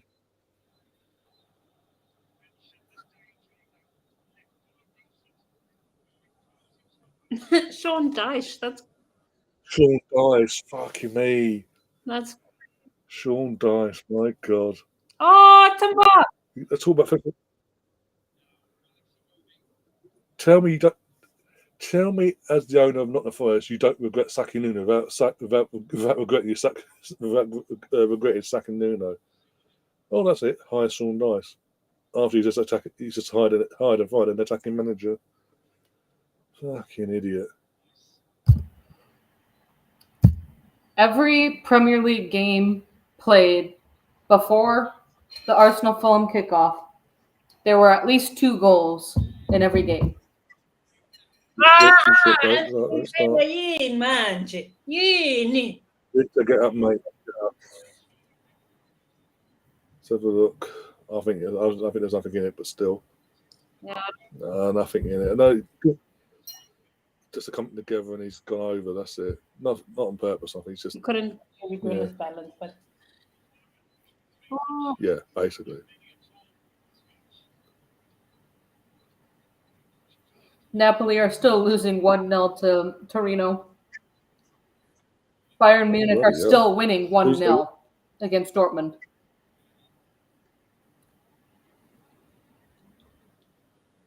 Yeah, Harry Kane with his 400th career goal as well, doing so.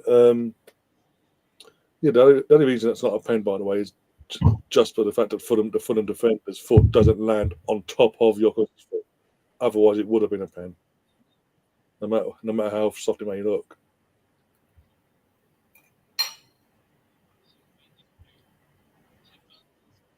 Iwobi, I love you, but stop playing rugby.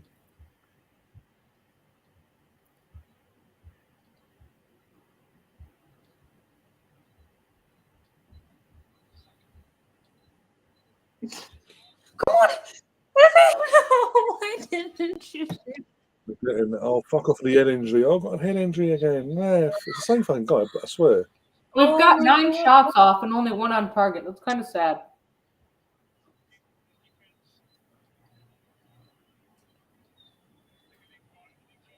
I think he knocked himself out. Oh no. There's any little touch. There's any little touch, let's be honest. There's any little touch to go, oh, fuck. Yeah, basically, yeah. He's back up again.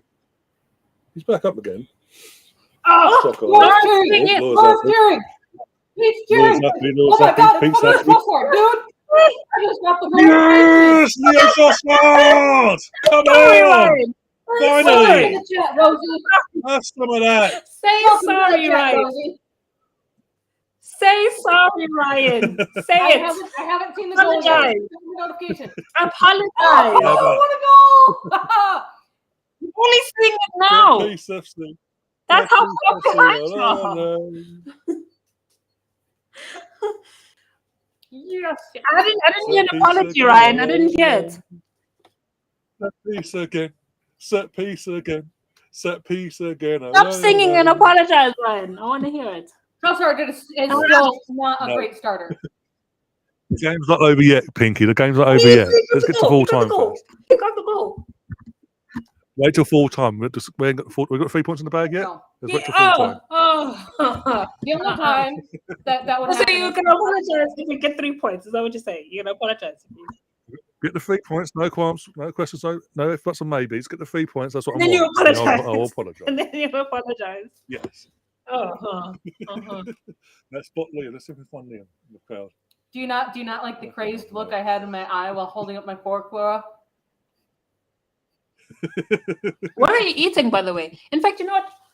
I should have some Matchday snacks too. It's just that I get so extremely unhealthy, but I need to eat the pan. I made brownies, so I'm eating a brownie. I'm literally trying to spot Liam. It's impossible to do because there's like fucking a couple thousand of them there. I can only eat if I'm watching like not my team. So like if I'm hate watching, for example, it's so much easier because it's like tomorrow, basically. Sorry.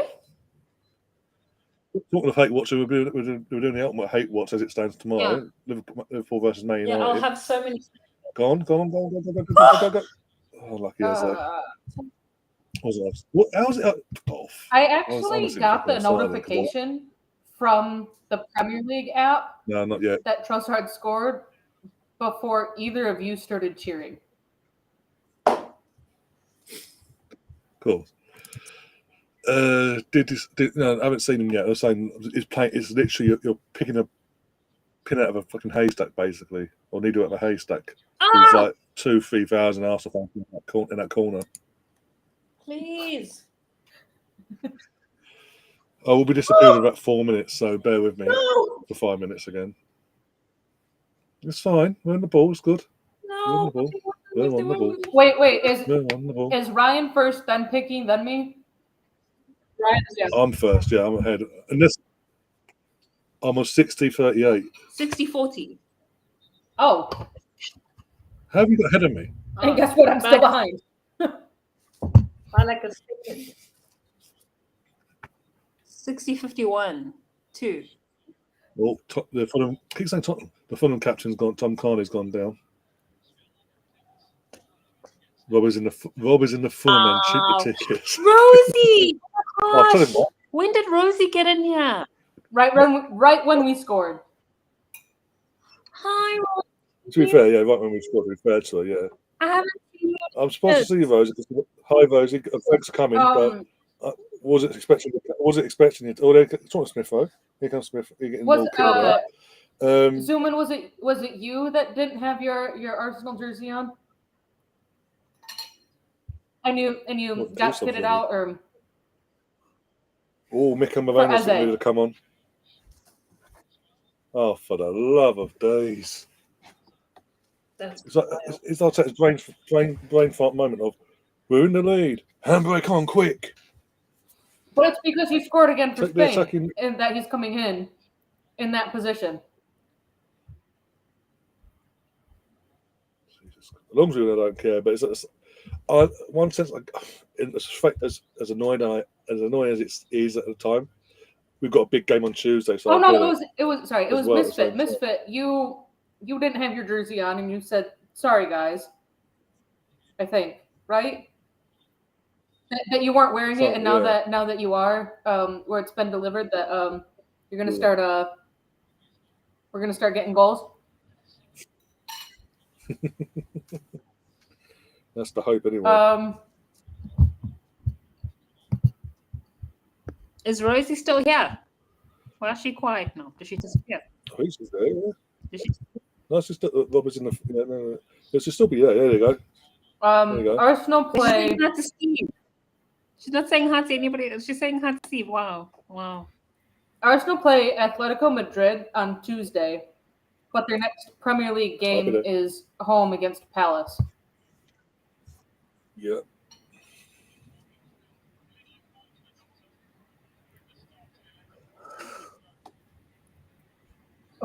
He's scoring because he's wearing the long. Wow. Last time when he scored against Liverpool, he was wearing a short sleeve, no? When he scored against Newcastle, he was wearing a short sleeve, wasn't he? Where are we getting this theory that the long sleeve? Where are we getting the theory that the long? Oh, go on. Go on. You bastard, I hate you. How did that nobody get? Oh my god, how did that bounce around? And like, oh my god. Oh. I just love it. Every time since we sold Leno to Fulham, every time we played a bastard home and away, he turns into fucking crime lawyer. Oh, I forgot to get coffee cream today. Damn it. Sorry. You still have Sunday. Random thought of the day. Rosie, at least you got a point. You came from behind. In the end, you earned a point, a well-earned point. Penalty! He's giving it. Penalty? Yeah, penalty! He's giving a Taylor's giving a pen. Wait, that was outside though. That's what I thought. When you start screaming penalty, I think, what the fuck? I pulled up my phone. Oh, no, the ball was outside, but the player was inside. Oh, the foul was committed in the box. Yeah, the foul was committed in the box. VAR is reviewing it, so of course. I think I think it's more for it's not that it wasn't a foul. It was where was it committed? Does he win the ball? If he wins the ball, I think they'll overturn it if he's won the ball. He gets a touch of it, but does he win it? The ball doesn't change direction. Yeah. If it's given, if it is given to us, it's not a pen for if me. it is given, no, that depends. It's either not a pen because it's outside of the box, or it's a penalty. He doesn't even touch him though. He doesn't even touch him. He does. His knee. His trading knee takes him out. But then, what's foul? What's not a foul? It's not. If the pen's given, it won't. Give it your quest. Take it for fuck's sake, Saka. Don't be greedy this time. I don't think he got ball. They're taking too long to look at this. They're trying to overturn it. For me, it's taking this long. It needs to be coming down to where was the foul committed. And if they can't, I'm going to tell you now. I'm telling you now. On-field decision. The words will be, we're overturning it because he touches the ball. Hence why he plays the ball. But you can't determine that the ball was touched. He's been sent over. They're going to take it off us. He played the ball. I guarantee it. Oh, you fuckers! He does touch the ball, so he played the ball. No, everyone is onside, so it's not like they can. It's not like it's That was the last thing they checked, and then they sent him over. So they're going to say he played the ball. But he has they're going to say he played the ball. Did you see that kid? And they've started. By the way, the sense they put the screen on is a still image of him potentially studying the ball. A still image.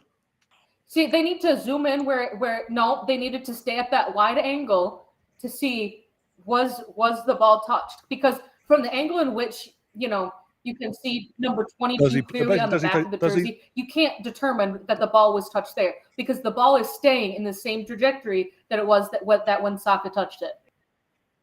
They've now split the screen into four with the state. They've not played the image. They've not played a video image. They've literally just shown him a screen, a photo. Nope, I'm seeing green grass between the ball and the shoe. I don't think he got ball. But even Gav is saying never a penalty in a million years. It is a foul. It is 100% a foul. But the problem is, where does the foul occur? If it is They're not gonna give inside it. the box, it is 100% giving a it. penalty. If it is outside the box, They're not going to give it. I guarantee the words will be number whatever he's number 22, whatever his number is. Play the ball. it's still under 'cause review he's in the betting studs. apps. It's still, and this is I 30 guarantee seconds ahead they'll of you. Look, they're fucking surrounding him. Look. Oh, here it is. No penalty. No penalty. I told you. And they're gonna say he played the ball with his studs. What a fucking joke. Yeah. Lee Dixon is saying, as a fullback, he would be disappointed if that was given as a penalty. Played the ball, yeah. Told you. After review, player number 25 22. or whatever his number is, played the ball. Whoever heard that one before against Arsenal? Oh, wait.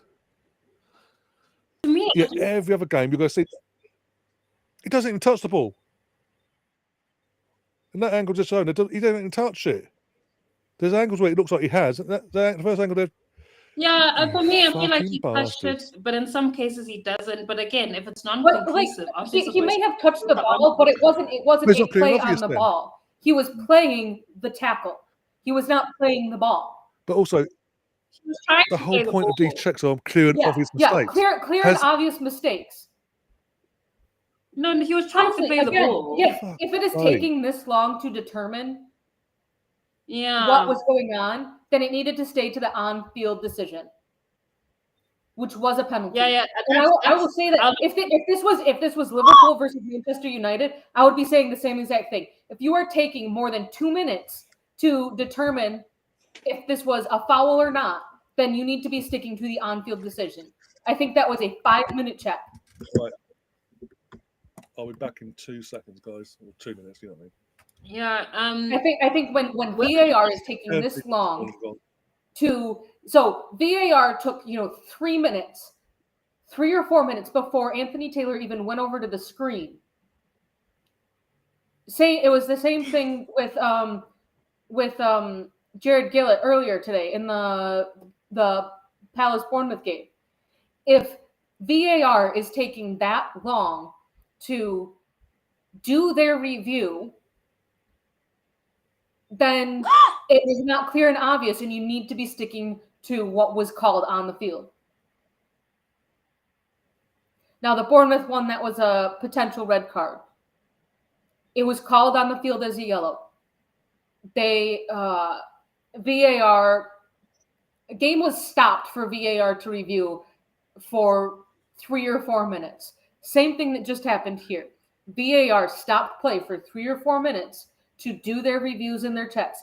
I think the only thing in which that they should have been checking for at that point in time, after 2 minutes, was yes, we are calling this a foul. Now we are just determining, was it in the box or out of the box? That was all that they needed to then determine. I think that they need to change the rules for VAR for shit like this, because you're getting to the point where you're having all these lengthy VAR checks, and then we're going to spend another 60 to 90 seconds for the on-field referee review of what VAR just took 5 minutes to determine that the game is gone at that point. Like, to have the players stopped for 5 or 6 minutes, not due to injury, like, they should have time limits set of, if after 120 seconds we cannot determine if it was clear and obvious from what was originally given on field, then we are sticking with the on-field decision. Now, if it's a penalty that is on the edge of the box after that 120 seconds, you are then you are saying it is 100% a foul. You are then determining, was it inside or outside of the box? Not taking 5 minutes to review and then another minute to review with the on-field. You're just wasting time and having I think it then leads to a higher chance of players getting injured more, because they just aren't doing anything anymore. But that's just me. I thought that was the initial rule, that if it's non-conclusive, we're gonna stick to the on-field. But PGMO, They do the things. So nothing surprising at this point.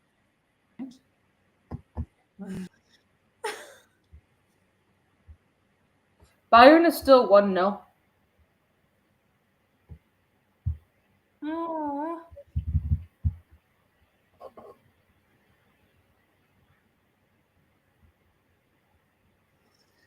Ayşem.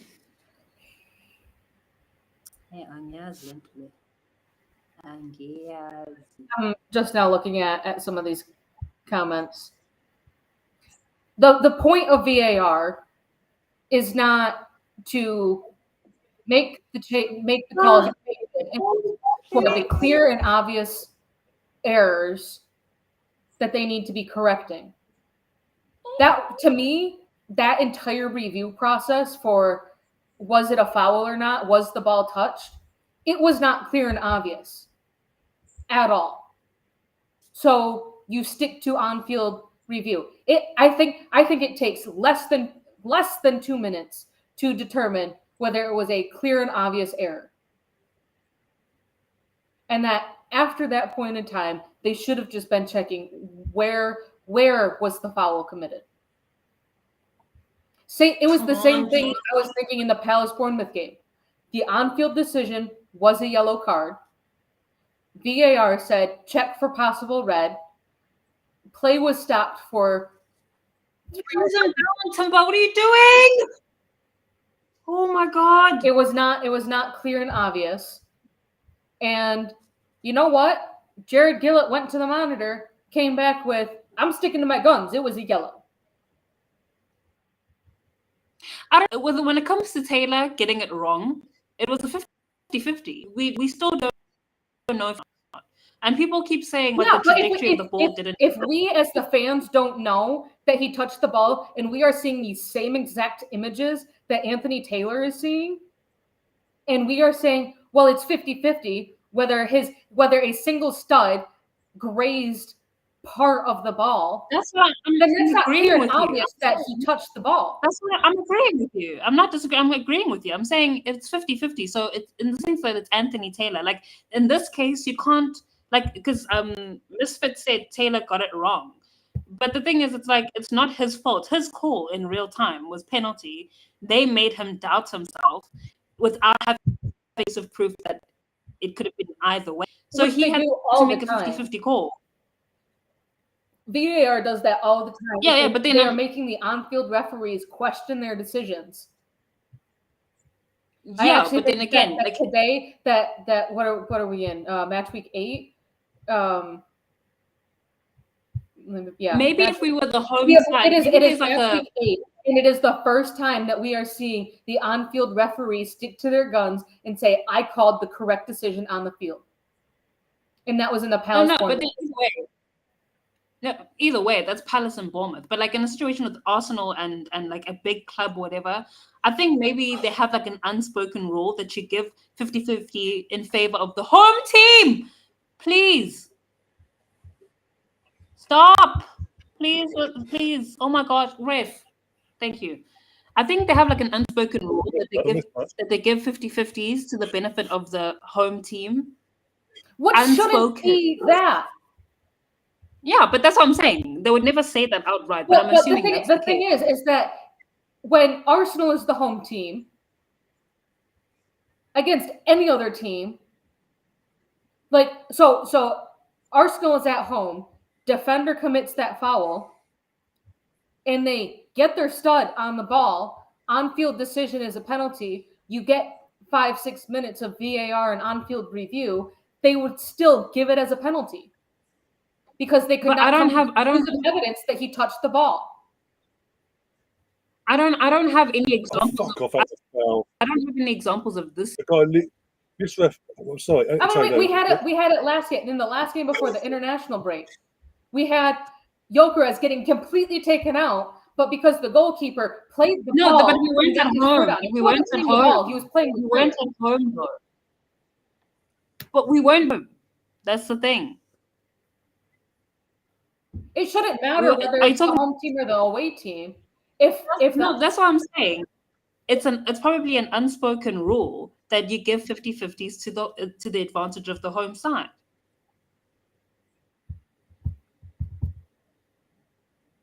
Oh my God! Yeah, Pete, I'm saying that as well. But I say, literally, as that a free kick, the player falls to the floor, then starts obstructing the ball to the player getting away from it. Does it multiple times. We eventually get the ball. The crowd goes, oh, okay, free kick. Absolute moron. Ah!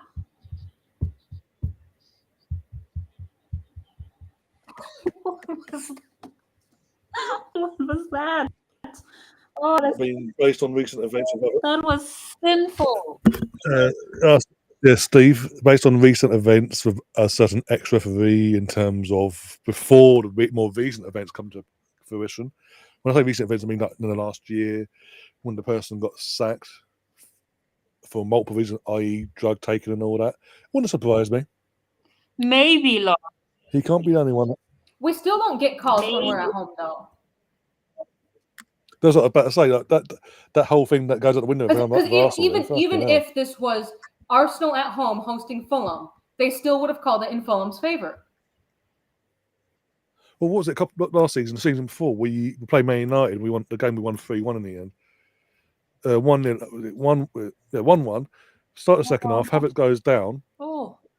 The penalty was given on the field, and then it was and they got disallowed by VAR because the player didn't take the player, whatever the reason. I can't remember the reason was. But then, literally, ever since then, every time that foul's been committed since, penalty, no matter what.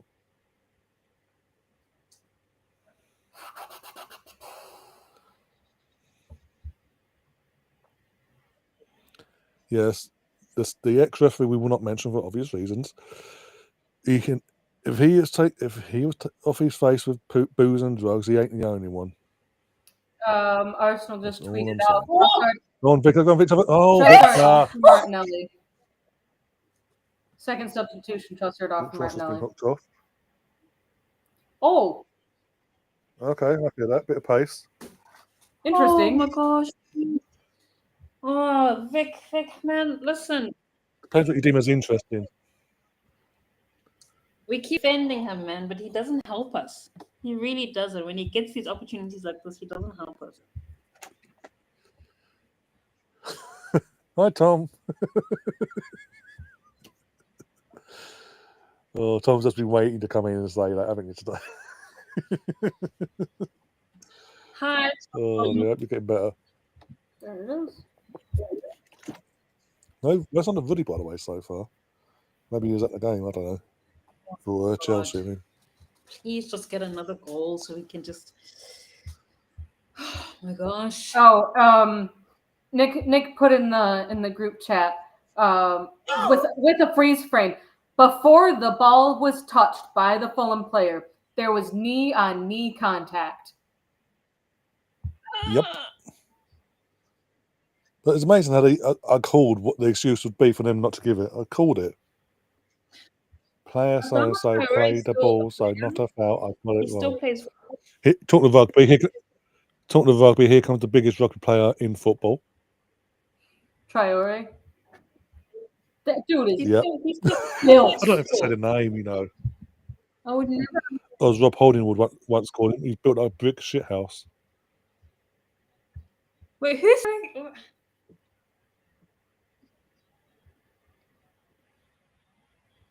Was it Holding that said that? Yeah, Holding back in the Yeah. in the COVID season, after home to Wolves, and obviously he's gone flying down. He's like, Rev, he's built like a brick shit house. Look at me compared to him. And because there was no crowd in the stadium at the time, we actually picked it up on the audio. Yeah, we could hear. No, but that was peak Arsenal, hey?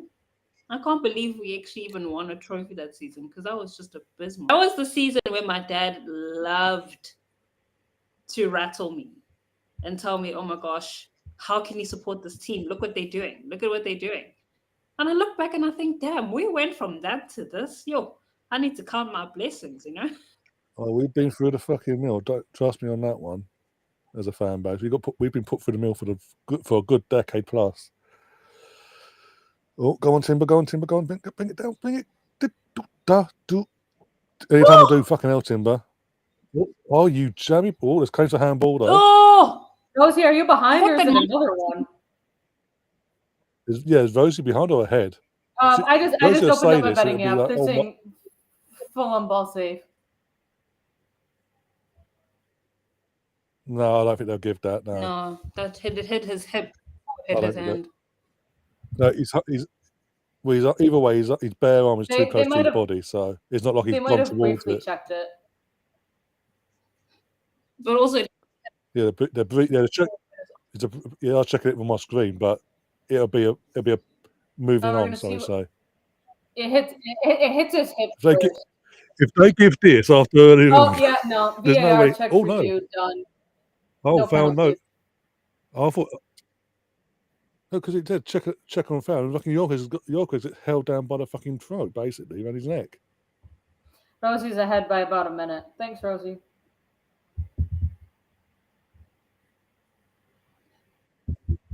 Just kill the game, lads. Come everything on. is rosy. Oh, fucking hell, Martinelli, no You're better. at 83% there. Jesus Christ. You got sat down. All right, Oh my right now, God. I mean, at this point, I think we're looking at 7 or 8 minutes of stoppage. Oh, of course, yeah. Because the We stoppage have is red, 5-6 from the Saka no penalty review, and then substitutions and the goal celebration. yeah. Yeah, also misfit the Stuart Atwell is doing. Yeah. Yeah, just yeah. Let's just say yeah. Me and Stuart Atwell do not get 2-1. along. Well, Yeah. Dortmund have got back one. Okay. 22nd minute for Can't be long Kane, left in that 79th either. for Elise, 84th for Brandt. Oh, bye, Pinky. Okay. Oh, yeah, bye, Pinky. Fucking hell.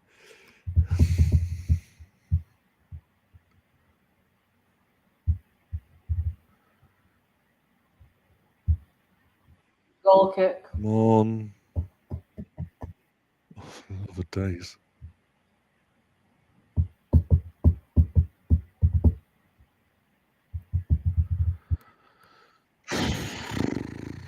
Oh, for the love of days, after all that. That's how they get the goal kick. Okay.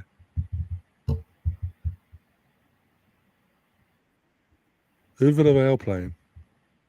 They're winning 2-1 apparently. Real Betis. Betis, whatever. Oh, okay. Fulham have a corner.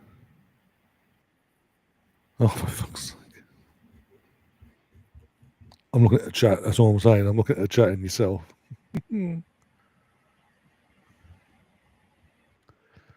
Go away, Rosie, with that comment. Kevin to take.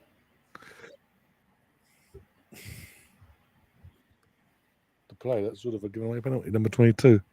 No, it's just, again, Tom, I know it's the fact that this has been our bogey team and bogey ground for the last few years.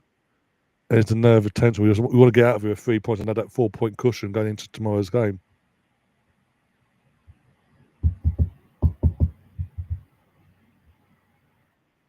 Free kick. Yeah, that's what it is. We get out of that, folks. Way,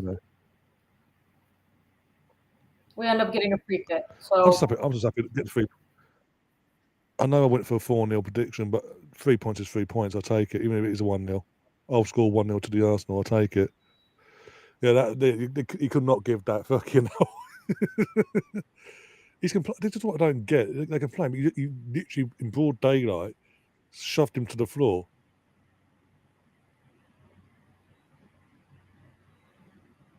that's a foul. They must be doing substitutions because it took Shoulder barged him. Yeah, that's forever it. for Shoulder that free barged him. kick to get taken.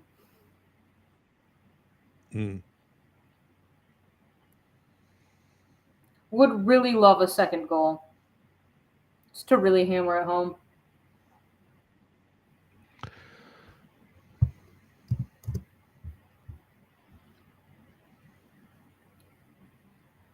Come on. Come on. Corner. We get a corner. Yay.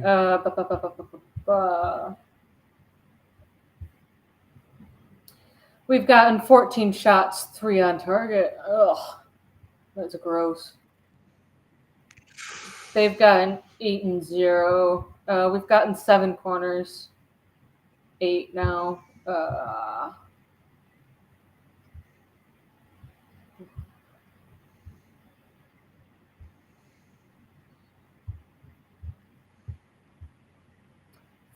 We forced the keeper to make 2 saves.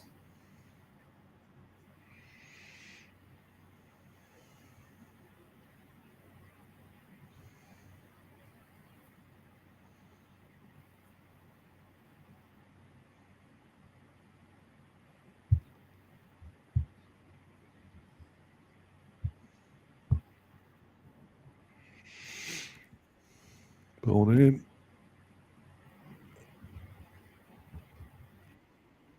Don't know where the saves came from there because he didn't do nothing.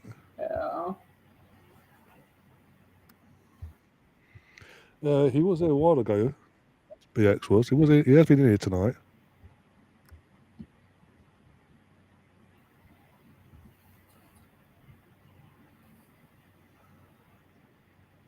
Might have stopped after I stopped doing the Formula One commentary, but that race was over.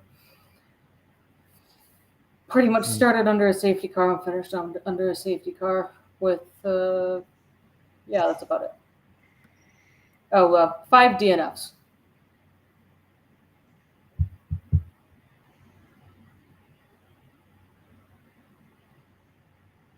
What? I don't know what she's on about. I'm looking. I don't. It's on the right way.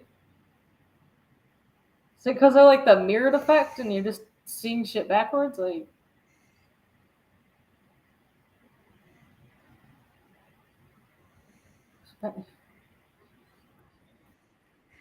She's probably just trying to pull you there because he's bored because her team's so shit. you're gonna tell me how many minutes are How's the added? relegation battle? Probably be 4 to 5, I'd say. 8. I'm going Look at my 8. phone. 9. 9. Piss off. Okay. I wonder if that would be the case if it was 1-0 still. If it was 2-0 or something like that. Oh, are you talking about what I have hung up? I have the 2 on the outside are front facing, and then I've got my American one with the player name. Yeah. Heath.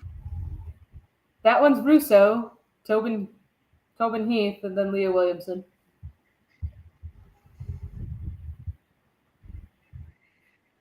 Please defend for the love of God, Zuman saying, Arsenal. what the fuck? You don't help, by the way, Zumi. You do No, not. I think it's to the 9 minutes of injury time. But think about it though. We had I'm gonna guess at least 5 minutes, if not 6, for the lengthy VAR review. We had another 30 seconds for the second VAR review, the other one, in which the ball was stopped, and then Arsenal have had 2 subs, Fulham have had 2 subs. So I mean, I think that was actually 3 windows that they were made in. So then you talk about another minute and a half. So then that's 8 minutes, and then the goal celebration and anything else. That's another minute. I do not like this. I don't like inviting the press. My shelves. What shelves? My desk. My work from home desk. My side tables. I'm so confused, dude. Or are you talking about my plant window?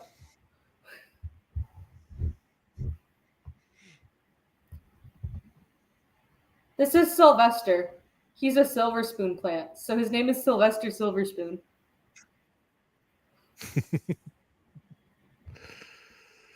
Oh dear.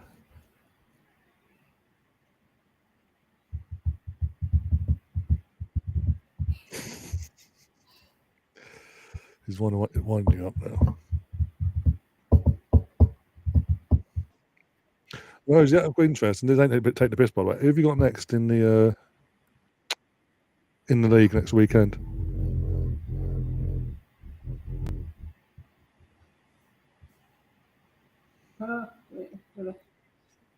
Who do you want as your manager? That's more important, actually. Think about it. Over there, those are all coffee mugs, with the exception of like 3. No, there's 5 pint glasses and the Arsenal Stanley Cup over there.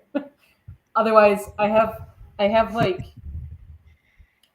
40 to 50 mugs, coffee mugs. Go, go, go, go, go. 3.5 I'm in of the surprised that 9. Arsenal are on the attack. yeah, I'm going to say this. I'm surprised Victor's getting the whole 90 minutes, but the whole match, by the way, because usually, especially we've got a game like Champions League midweek, Mikel likes to take him off. Arsenal on a dangerous attack. Loves it. In fact. Shot on target. Victor Gyökeres with his second shot on target. Keeper makes the save, though. So there was a chance. Oh, yeah.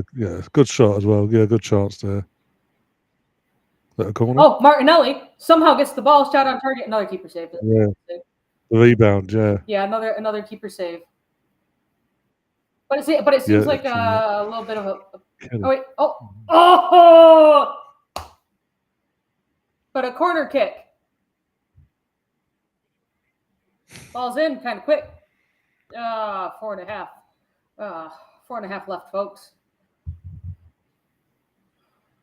Rosie's saying she wants Barry Ferguson, but 99% sure it'll be someone else. Fulham end up with a throw in. Struggling with my words today.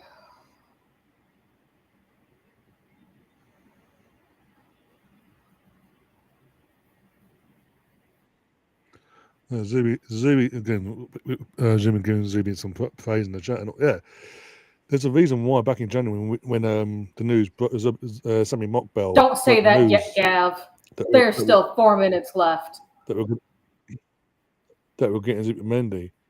I was buzzing for it because I know what sort of player he's. I've obviously going for the Euro final more so. I know what he's capable of, and he's a massive upgrade from what we had. And we're seeing even in these games where it's a bit tight, the work rate he puts in. Oh, Christian Norgard is about to come It'll on. go unnoticed. Oh, just for Victor. Time wasting. Victor's coming out. Which honestly, fair enough. Just to see the game the right midfield in the back line. And Gets the bodies in midfield, and anyway, Mourinho's on the pitch. Mourinho will probably just get shoved up front. Probably. I mean, he's had when the ball's fallen to Victor, he's looked good. He's just again we're saying this. They're not giving the players around him aren't giving him enough chances. Didn't what he's having to work out himself. And we know, and let's be honest, if the penalty was given today, he would have taken it. He would have scored. Lee Dixon saying that Arsenal don't need a center fielder anymore. They just need more midfield. Mourinho will go up top. Guaranteed. Yeah. False 9. I guarantee he's a false 9 now. But yeah, Gavi, I will be, yeah. I've been slacking yet again on that, but I will be, yeah. And then tomorrow you got your Liverpool Man United hate watch. Well, what you want to call it, hate watch. Do you think that Villa could get anything out of their game tomorrow against Spurs? Who's home? I think Spurs are. Them not knuckle droppers. Yeah, they're home tomorrow. Depends what Villa we get to turn up this week. If we get the Villa we saw at the start of the season, then hell fucking no, sadly. It's supposed to be rainy tomorrow, though. What's the point, actually? But yeah, it completely depends on the team that goes out there if they want to turn up and put a performance in. And 100% misfit. Good. But I think it's how it is the Arteta way. We're not set up like City are, where they're playing the balls to Haaland the way that Haaland needs them to be playing for, which is pretty much how Victor was getting them last season at Sporting. Was you could essentially say that the way that Sporting were playing Victor was the same way that City were playing Holland. But this is completely different team for him, completely different playing style. But I don't know. I think they could better utilize him. I think part of it though is not having a great left winger. Arsenal on a dangerous corner. Because 30 seconds left. Yeah, Bukayo Saka's been given play on a match, by the way. Here in the UK, anyway. Probably end up being the same here. Arsenal have a late corner with like 30 seconds left. So we'll come down to, are they just going to guard it or actually play it in and try and get a second? Go for it, lucky. Why not? Let's go for it. Timber to take. Timber's taking the fucking hell. Looks like a short one. Yeah, there goes. It's a short one, yeah. Hold it in the corner. Yeah, they'd hold it in the corner. I mean, at this point, you're talking the last 30 seconds. Full time. Full time. Yeah. 3 seconds left. 1-0 to the Arsenal. Oh, 1-0 to the fucking I Arsenal. will take the 1-0. Huge Was it win. pretty? Not at all. Would I have liked at least 2 goals, if not 3? 100%. But 1 goal, 3 points. I'll take it. Exactly what you say. 3 points. Most important thing was a 3 points. Got the clean sheet as well. I'll score 1-0. Again, because not just because it's an under-derby, but also the first game after the international break. Players are all over flagging from both teams. Hence why you'll see mistakes in that game, especially from our side. But we got the 3 points. We dug in. We didn't give them a sniff. We were solid throughout in terms of that side of things, as always. We're back at the top of the league. 4 points clear of Liverpool. Pressure's back on them now for tomorrow. Yep. That's all we can do. Just keep winning now. I think next week, I think we play before them. Let's have a look. What was that, Pinky? That's Pink. Want to come back in? Bury me, Pink. Just checking something quickly. I think it's taking time to figure out how we can best play Victor. Ooh. That's a big game next week, Tom. Leeds at home to West Ham. Leeds will win. Ooh. Got good home. It's their away record. It's fucking them over at the moment. Their away record. Right. No, Brentford. Liverpool play away next week to Brentford on the 8 p.m. Bit of that weird one on Saturday. And obviously because of Palace playing in Europa League, Europa Conference, we play on the Sunday 2 o'clock. But all we can do is just plug away. So even more reason to be the biggest haters tomorrow. And hope that United take at least a point. Just take a point and we'll be happy. 3 points really static. Yeah. But let's get Pinky back inside. There she is. Hi, Pinky. Hey, sorry, my phone crashed. That was fun. That's why I had to. So I'm logging back with my laptop now, since the game is over. Nervy last minutes. Not gonna lie, friends. I think it's a good thing I wasn't on camera because the obscenities that I was screaming was just it was outrageous. So I think it was perfect timing. But considering we haven't won here for the last 2 seasons, they've been our bogey team in terms of in general since they've come back. They've been a bit of a pain in our ass most of the time. It was important. Again, we didn't have any chances, and we just dominated the life out of them. And if we were a bit more clinical in our passing, we'd have been even more controlling. It might have been more than 1-0. But look, we got the goal. We got the 3 points. Got the clean sheet as well. 4-point buffer. That's all we want. That's the main thing. As an Arsenal fan, that's the main thing we wanted was that 4-point buffer going into tomorrow's game.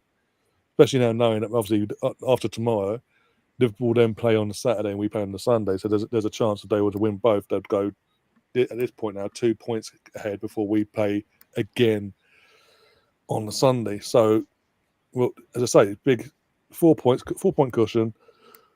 And now we just hope Man United can do us a favour tomorrow in any capacity, be it a draw or even a shock win. That'd be I am somehow optimistic for United tomorrow.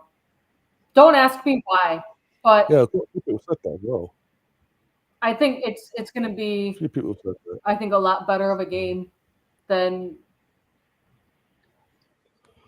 Yeah. So people think, than like the Liverpool ultras think. I mean, if Chelsea could do it, United can do it. Come on, United! Glory, glory. Glory, glory. I think Gav has something to say about that. Glory, glory. Hey, Ryan, where's the apology? Where's my apology for my husband, Mr. Hathaway? Mr. Hathaway. Oh, he's a husband. Oh, yes, now. Mr. Hathaway. Here's my husband. Yes, come on. Where's the apology? That explains why you wanted the apology. Yeah, in fact. I only bought that third kit scored the goal because of him. You know, that yellow one with greenish yellow neon one with the black spots on it. I bought that one for him. The radio waves one, the highlighter one. Yeah, that one is. He's the reason why I bought that one. Mm-hmm. So, do you have something to say to Mr. Hathaway? No. Shit, Captain. I'm waiting. Catherine was about to say something about the kit. I'm confused about the kit. So the one where the women had the pink. So the women there was the all pink. The bloody the neon. Stop trying to change the subject, Ryan. You know what I want. Stay on topic. Anyway, Gav says here in the chat. The apology to Mr. Hathaway, please. He's still trash and should not be starting. Okay, Thank you for the goal, but let's go for the chat. Thank you for the goal, but you're still shit. No. That's not how apologies work. The apology goes, I am please. Oh, please. That's not what this is. You see, guys, ungrateful. Oh, there's Angie in the chat says top of the league, 3 points clear, not a great game, but once we went 1-0 up, Fulham didn't. Even at 0-0, we didn't give them clear cut chances. Raya didn't do anything. For them to come out. Raya didn't have to do any saves at all. Like I don't remember a single moment where he had to like do an outrageous save. Yeah, I've got some. Yeah, as always, I've got some Declan to look after. Go and check on in a sec. Please. No, you know. Next game. Who do we play again? We've got Atletico on Tuesday at home, and then in the league we're at home to Palace on Sunday. Watch them score, Grace, and then you'll be sorry. Mr. Hathaway, come on. He's just for me. He's a better player. No, he's Arteta's going through this thing of punishing our Martinelli. He must be the bench woman now and all that, which I get to an extent. But at the same time, the player you're benching him for at the moment should also be on the bench, but for circumstances isn't. But because again, both of them are better for us coming off from the bench, in my opinion. No matter home or away against anyone, basically, they're the more impact players. But because of injuries, we are having to work with it, and so far we are. Even when we don't look our best, as a team or an individual, we still look solid enough to get a job done. That's good. We're not panicking. We're not throwing the ball in for the sake of it. We actually are working our way through it. We will work. We do have belief in ourselves to get the job done. Trossard is Mr. Hathaway. Yes, goes Mr. Hathaway. back to when Anne Hathaway was doing interview tours, and she's an Arsenal fan, and she was watching the game, and she was just like, Trossard had scored, and she was like, Trossard, I love you. And the interviewer was like, sorry, what? It was so confused. No, but yeah, what was it? Her, yeah, it was her Mr. and Hathaway. I don't know the guy's name, but the guy was also an Arsenal fan. Something Butler, but he's the one that played Elvis, basically. No, it wasn't that one, because it was. No. Yeah, it was him. It wasn't Austin Butler. No. It was the guy from the Royal. I guarantee you. Red, white, and royal blue. So in they were doing the promos for The Idea of You, starring Anne Hathaway and Nicholas Galitzine. Yeah, Nicholas Galitzine. The one that I remember, it was Butler, Herm Butler doing a promo, and it was during a game. Right? No. And whilst they're going from one interview to the other, Butler isn't even like a. When they're going from one interview to the other, Butler found out they'd scored, but didn't tell Anne Hathaway until the interview started. It was about to start. She's like, "Yes," but they'd already started recording that bit, so that bit got leaked out. Ryan, no, that was Nicholas. No, Ryan, you're wrong. I'm proving a fucking point. Yeah. Now. You proved that point. Not on the You proved screen, that point, and then you apologize point. again. You proved that point, and then you apologize again. Arsenal fans, right. Anne Hathaway and Nicholas Galitzine received message from Leonardo Trossard. Mm-hmm. That's recently. I'm on the first ever time we found out he was an Arsenal fan. Mm. He's gonna apologize again to Mr. Hathaway. You're gonna apologize again, Mr. Hathaway. My knees. You're gonna apologize again. You guys, you only get this type of banter on the Mr. Arsenal podcast, whether it is a watch-along or the Cannon and Jonesy show. Fun and banter all around. No, don't let me on the Cannon and Jonesy show. That's when I'll go. That's when all hell will break loose. That's when I'll get fired. I'll get fired off the street. Are you finding it, Ryan? No, you're not, because it doesn't exist. I'm looking. It doesn't exist. The video you are looking for does not exist, Ryan. Yeah, that's old news. That was there. It's Sean Dyche is further along in the force process than Mancini, though he was considered at some point. I'll send it over to you in the group chat. Don't worry, I will. They will say you're sorry. I'll send it over in the group chat after. I found it. Don't worry. And then when I was talking about the one with Nicholas Galitzine from last year or 2 years ago, when she was like, "Yes, go on, Trossard," and then she and Nicholas got the note from Trossard. Yeah, tomorrow during our hate watch, you show me that video. Amazing how the goalkeeper. You show me that video, Ryan. You show it to me. I can't show you on the actual screen, but I can actually show you before. I'll go to sleep thinking about this video that doesn't exist. Yes, I'll go to sleep. I'll be sleeping nice and warm, thinking, "Oh, the Elvis, Austin Butler is an Arsenal fan." By the way, guys, this is the last time we've seen Pinky ever again. She likes to be the odd one out that likes to disagree with everyone. So she's just the last one we've seen her. I'm the Simon Jordan. Be it a red card offence, penalties, or the colour of a wall. She has to be the odd one out on it. So this is the last time we've seen her. I'm Simon Jordan. I'm Simon Jordan. You know what he says? Every time he says, he goes, "I'm not disagreeing. I'm just giving a balanced discussion. I'm providing a balanced discussion." No. This is him. I'm not arguing. I'm giving a balanced discussion. I'm giving a balanced discussion to the situation. You guys are obviously agreeing, but I'm just giving a balanced discussion. That's literally Simon Jordan. So you're basically saying I'm the Simon Jordan of this channel. It's just giving a balanced discussion. Consistently consistent. No, consistently consistent. Yes. Clock it. Consistently consistent. Consistently consistent. I don't know. This game kind of almost reminded me of the Women's Champions League game. We got the win, but didn't look like we were actually playing a winning squad. We're just going for the motions, really. Knew he was in control. Yeah, 16 shots, 5 on target. This reminded me of the Crystal Palace game, the one where we won one. Expected goal was 1.88. We won with 10 men. There was a game when Tomiyasu got sent off the Crystal Palace game, but we still won the game. Oh, a couple of years back. This game reminded me of that game.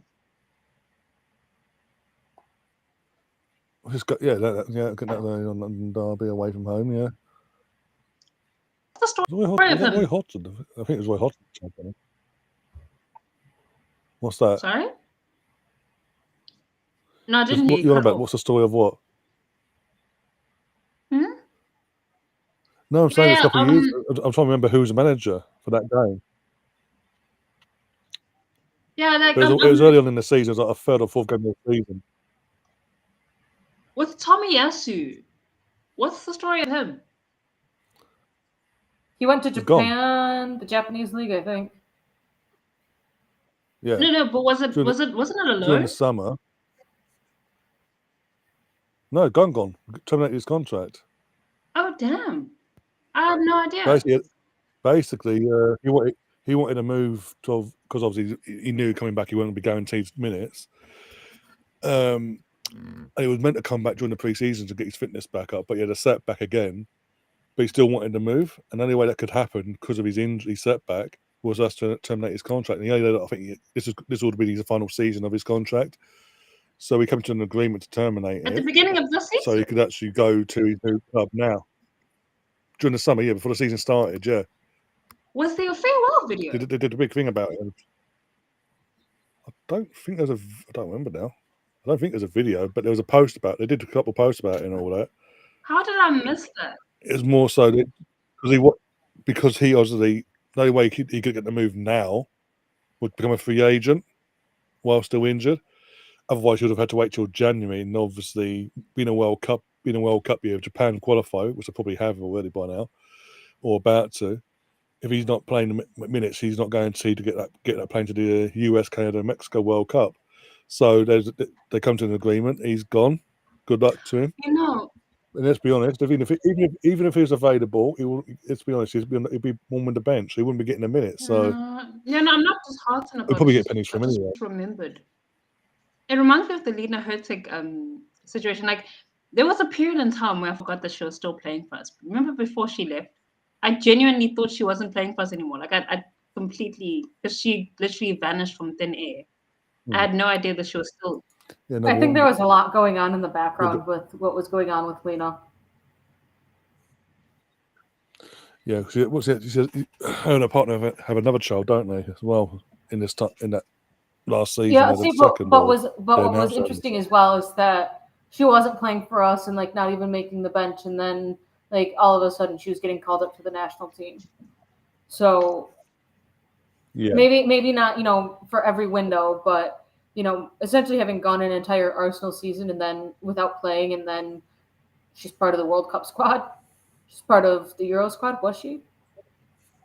She might have been. I don't know if she was part of this past Euro squad, but can't remember now. I don't remember seeing her. She might have been on the bench, but I don't remember seeing her play at all.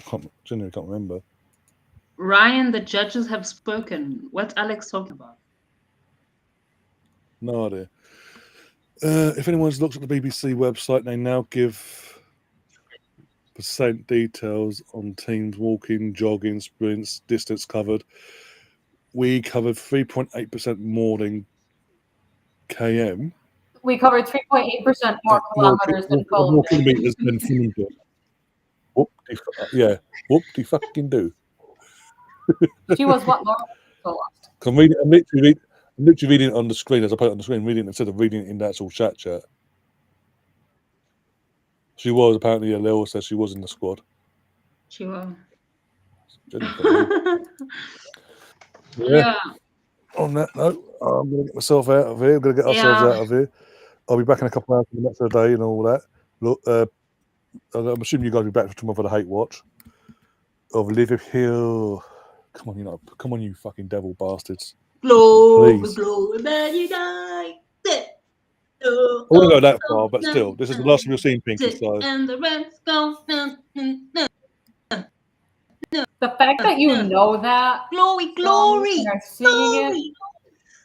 Right. Oh, yeah. And on that note, Pinky. You just made the list! I didn't sing it properly. I just say glory. That's such a glory. It better be glory. Otherwise, what if it's like another Oh. 7-0 nonsense? What, you mean you never want to walk alone? Huh? Way ahead of you, Laura. Way ahead of you. Get Pinky on the list. Oh dear. Come But, on. yes, like, Come on. Come on. what have you done? What have you done? You've done the You've already clip and made everything. it. You're done. That's it. You're on it. Wow. Wait, what happens if I'm on the list? Oh, no. Absolutely fucking all. Liam. Absolutely fuck all. But Mhm. you go, your name gets put into Liam's phone. I'm not sure what he's gonna do with it at the end of the season, or if he's gonna do any. If he's like season 1 list, You don't know what he does season with the 2 name behind list. the scenes. Who knows? I'm probably the fastest person to ever make it on this so-called list. I've only made how many No, appearances have I no. made? Nick was. I think Nick was the first and fastest. Before it even went live, he was on the list multiple times. Wow. I was actually surprised because usually for the men's games, the pod is quite full. So that's why I asked you earlier if you have any space, because like I assumed because usually Georgie's here, Liam's here. I know he's at the game today, but usually it's like full house. So I'm surprised that I was able to. For away games, it's a full house. Yeah, for an away game as well. Yeah. Oh yeah. So I guess this week is just the lucky week. I've got 2 days to figure out who's going to be hosting on Tuesday because I'm not here and Neem's at the game as well, so I need to figure out that one. Do you know how to host a show, Catherine? I think it's more of a time zone situation than that. Technically, so someone that I've worked with she's left the organization, kind of taking like early retirement, but also could just end up working elsewhere. She's worked for the company for like 30 years. So there's a retirement party. We're calling it a retirement party for her Tuesday starting at 2:00. They have it from 2 to 4. I'm probably going to end up piecing out after like 45 minutes. So, and I told my coworker, the Man United fan, that the next time that Arsenal play on a Tuesday at 3:00, that we were going to go to the bar that hosts all of the Arsenal Watchalong games. So, because it's right around the corner from the office. So, I could do it if we aren't going to go to the bar, because I'm probably still going to end up leaving the retirement party early, because I don't know about you, but sitting around and reminiscing on the good old days with other people that I may or may not have worked with is not exactly ideal for 2 hours. I think it's like because it's just at a different bar, so it's just like grab a drink, cheers, thanks for the memories kind of thing, and then get on the way. But I also just don't work past 3:00 on Tuesdays. So I could potentially be around like right at kickoff and not really have a pre-show type thing like you usually do. Well, but it would depend on my other potential social life. I've got 2 days to organize. I also, like, my coworker and I just don't know. It's just kind of one of those weird things with time zones, or not time zones, timing of going over to the bar and stuff. Timing. Yeah, Steve says I'm off. Got to go and cut the lawn. Whoever said that. Yeah, it was. The Arsenal misfit. Gav says make sure you do a match day vlog for the Atletico. I'll try it. I'll make sure my phone's on charge and all that. I've got plenty of charge. I'll try my best, Gav. That's all I can do. I mean, I am planning to meet up with old Liam and all that as well. So try and get them in as well. I would do live thing, but as you know, I don't even have a setup. I'm just using my laptop. Same. Yeah. I don't know how the hell this thing works. As I say. Sorry? No, is it? Yeah, I've got a couple of days to sort things out. So one way or the other, hook or by crook, you're gonna get a watch along. I don't know who's hosting. Yeah, I was gonna say, because Gary and I are both.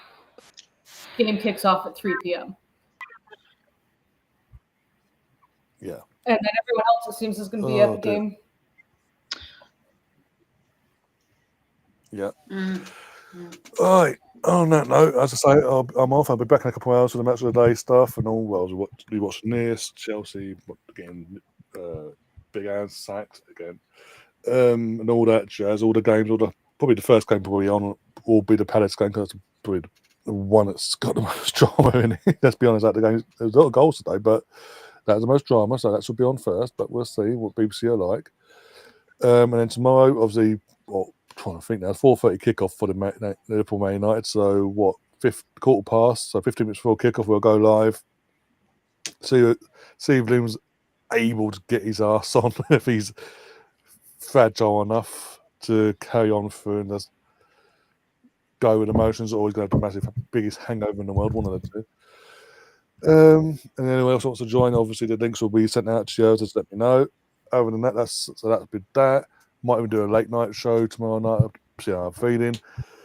And on Monday, a podcast at the North Bank Summit with Liam, Brooksy, and Andy, with whoever they have to get on as their panel.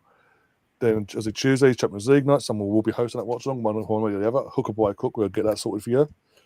And then on Wednesday, I don't know what the plan is to Wednesday as it stands. Isn't it? What's the name? Isn't England playing on content wise? Was it the following? Yeah, but also because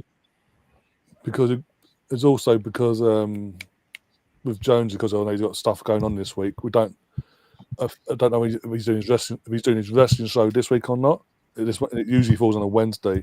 So if it's not, then you've got, obviously, as I say, England, if the girls are playing 9Ss, we'll cover that. Thursday, you've got the Cannon and Jonesy. Friday, nothing planned. Saturday, match of the day. Next Sunday, Arsenal versus Palace. And then go from there, basically. Yeah. So, yeah, got to keep ourselves busy, keep ourselves going.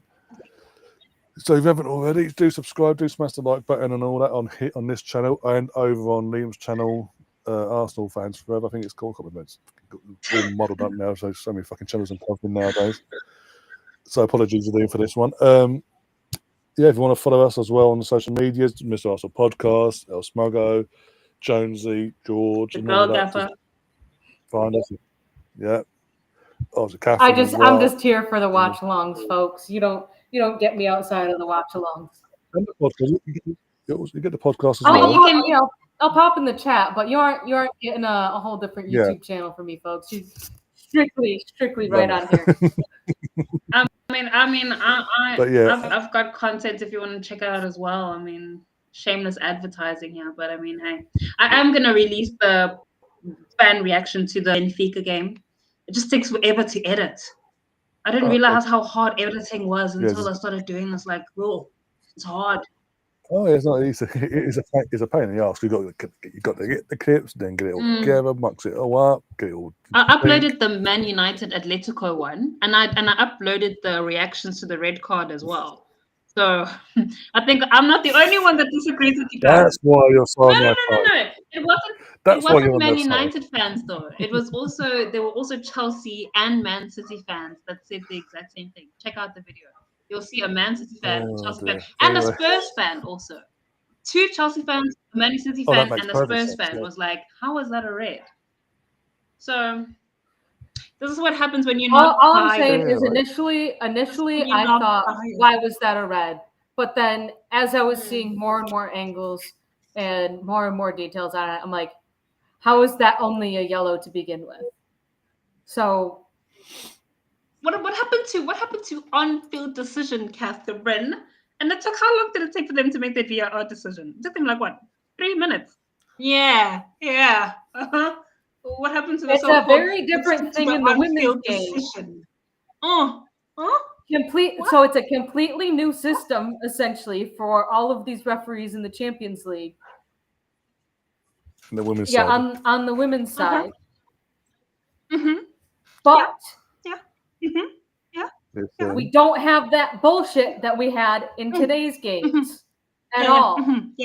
But they used this, so it was also very different because they weren't reviewing it for a foul. They were reviewing it for a potential red card offense. I'm gonna leave now because Pinky's pissing me off, and I don't want to piss her off anymore. Anyway, before we do go, still I'm gonna mute you on doing all forms by of request communication. by the request of Laura, because you're doing that. You just made the list! If I don't rattle you, what am I doing here?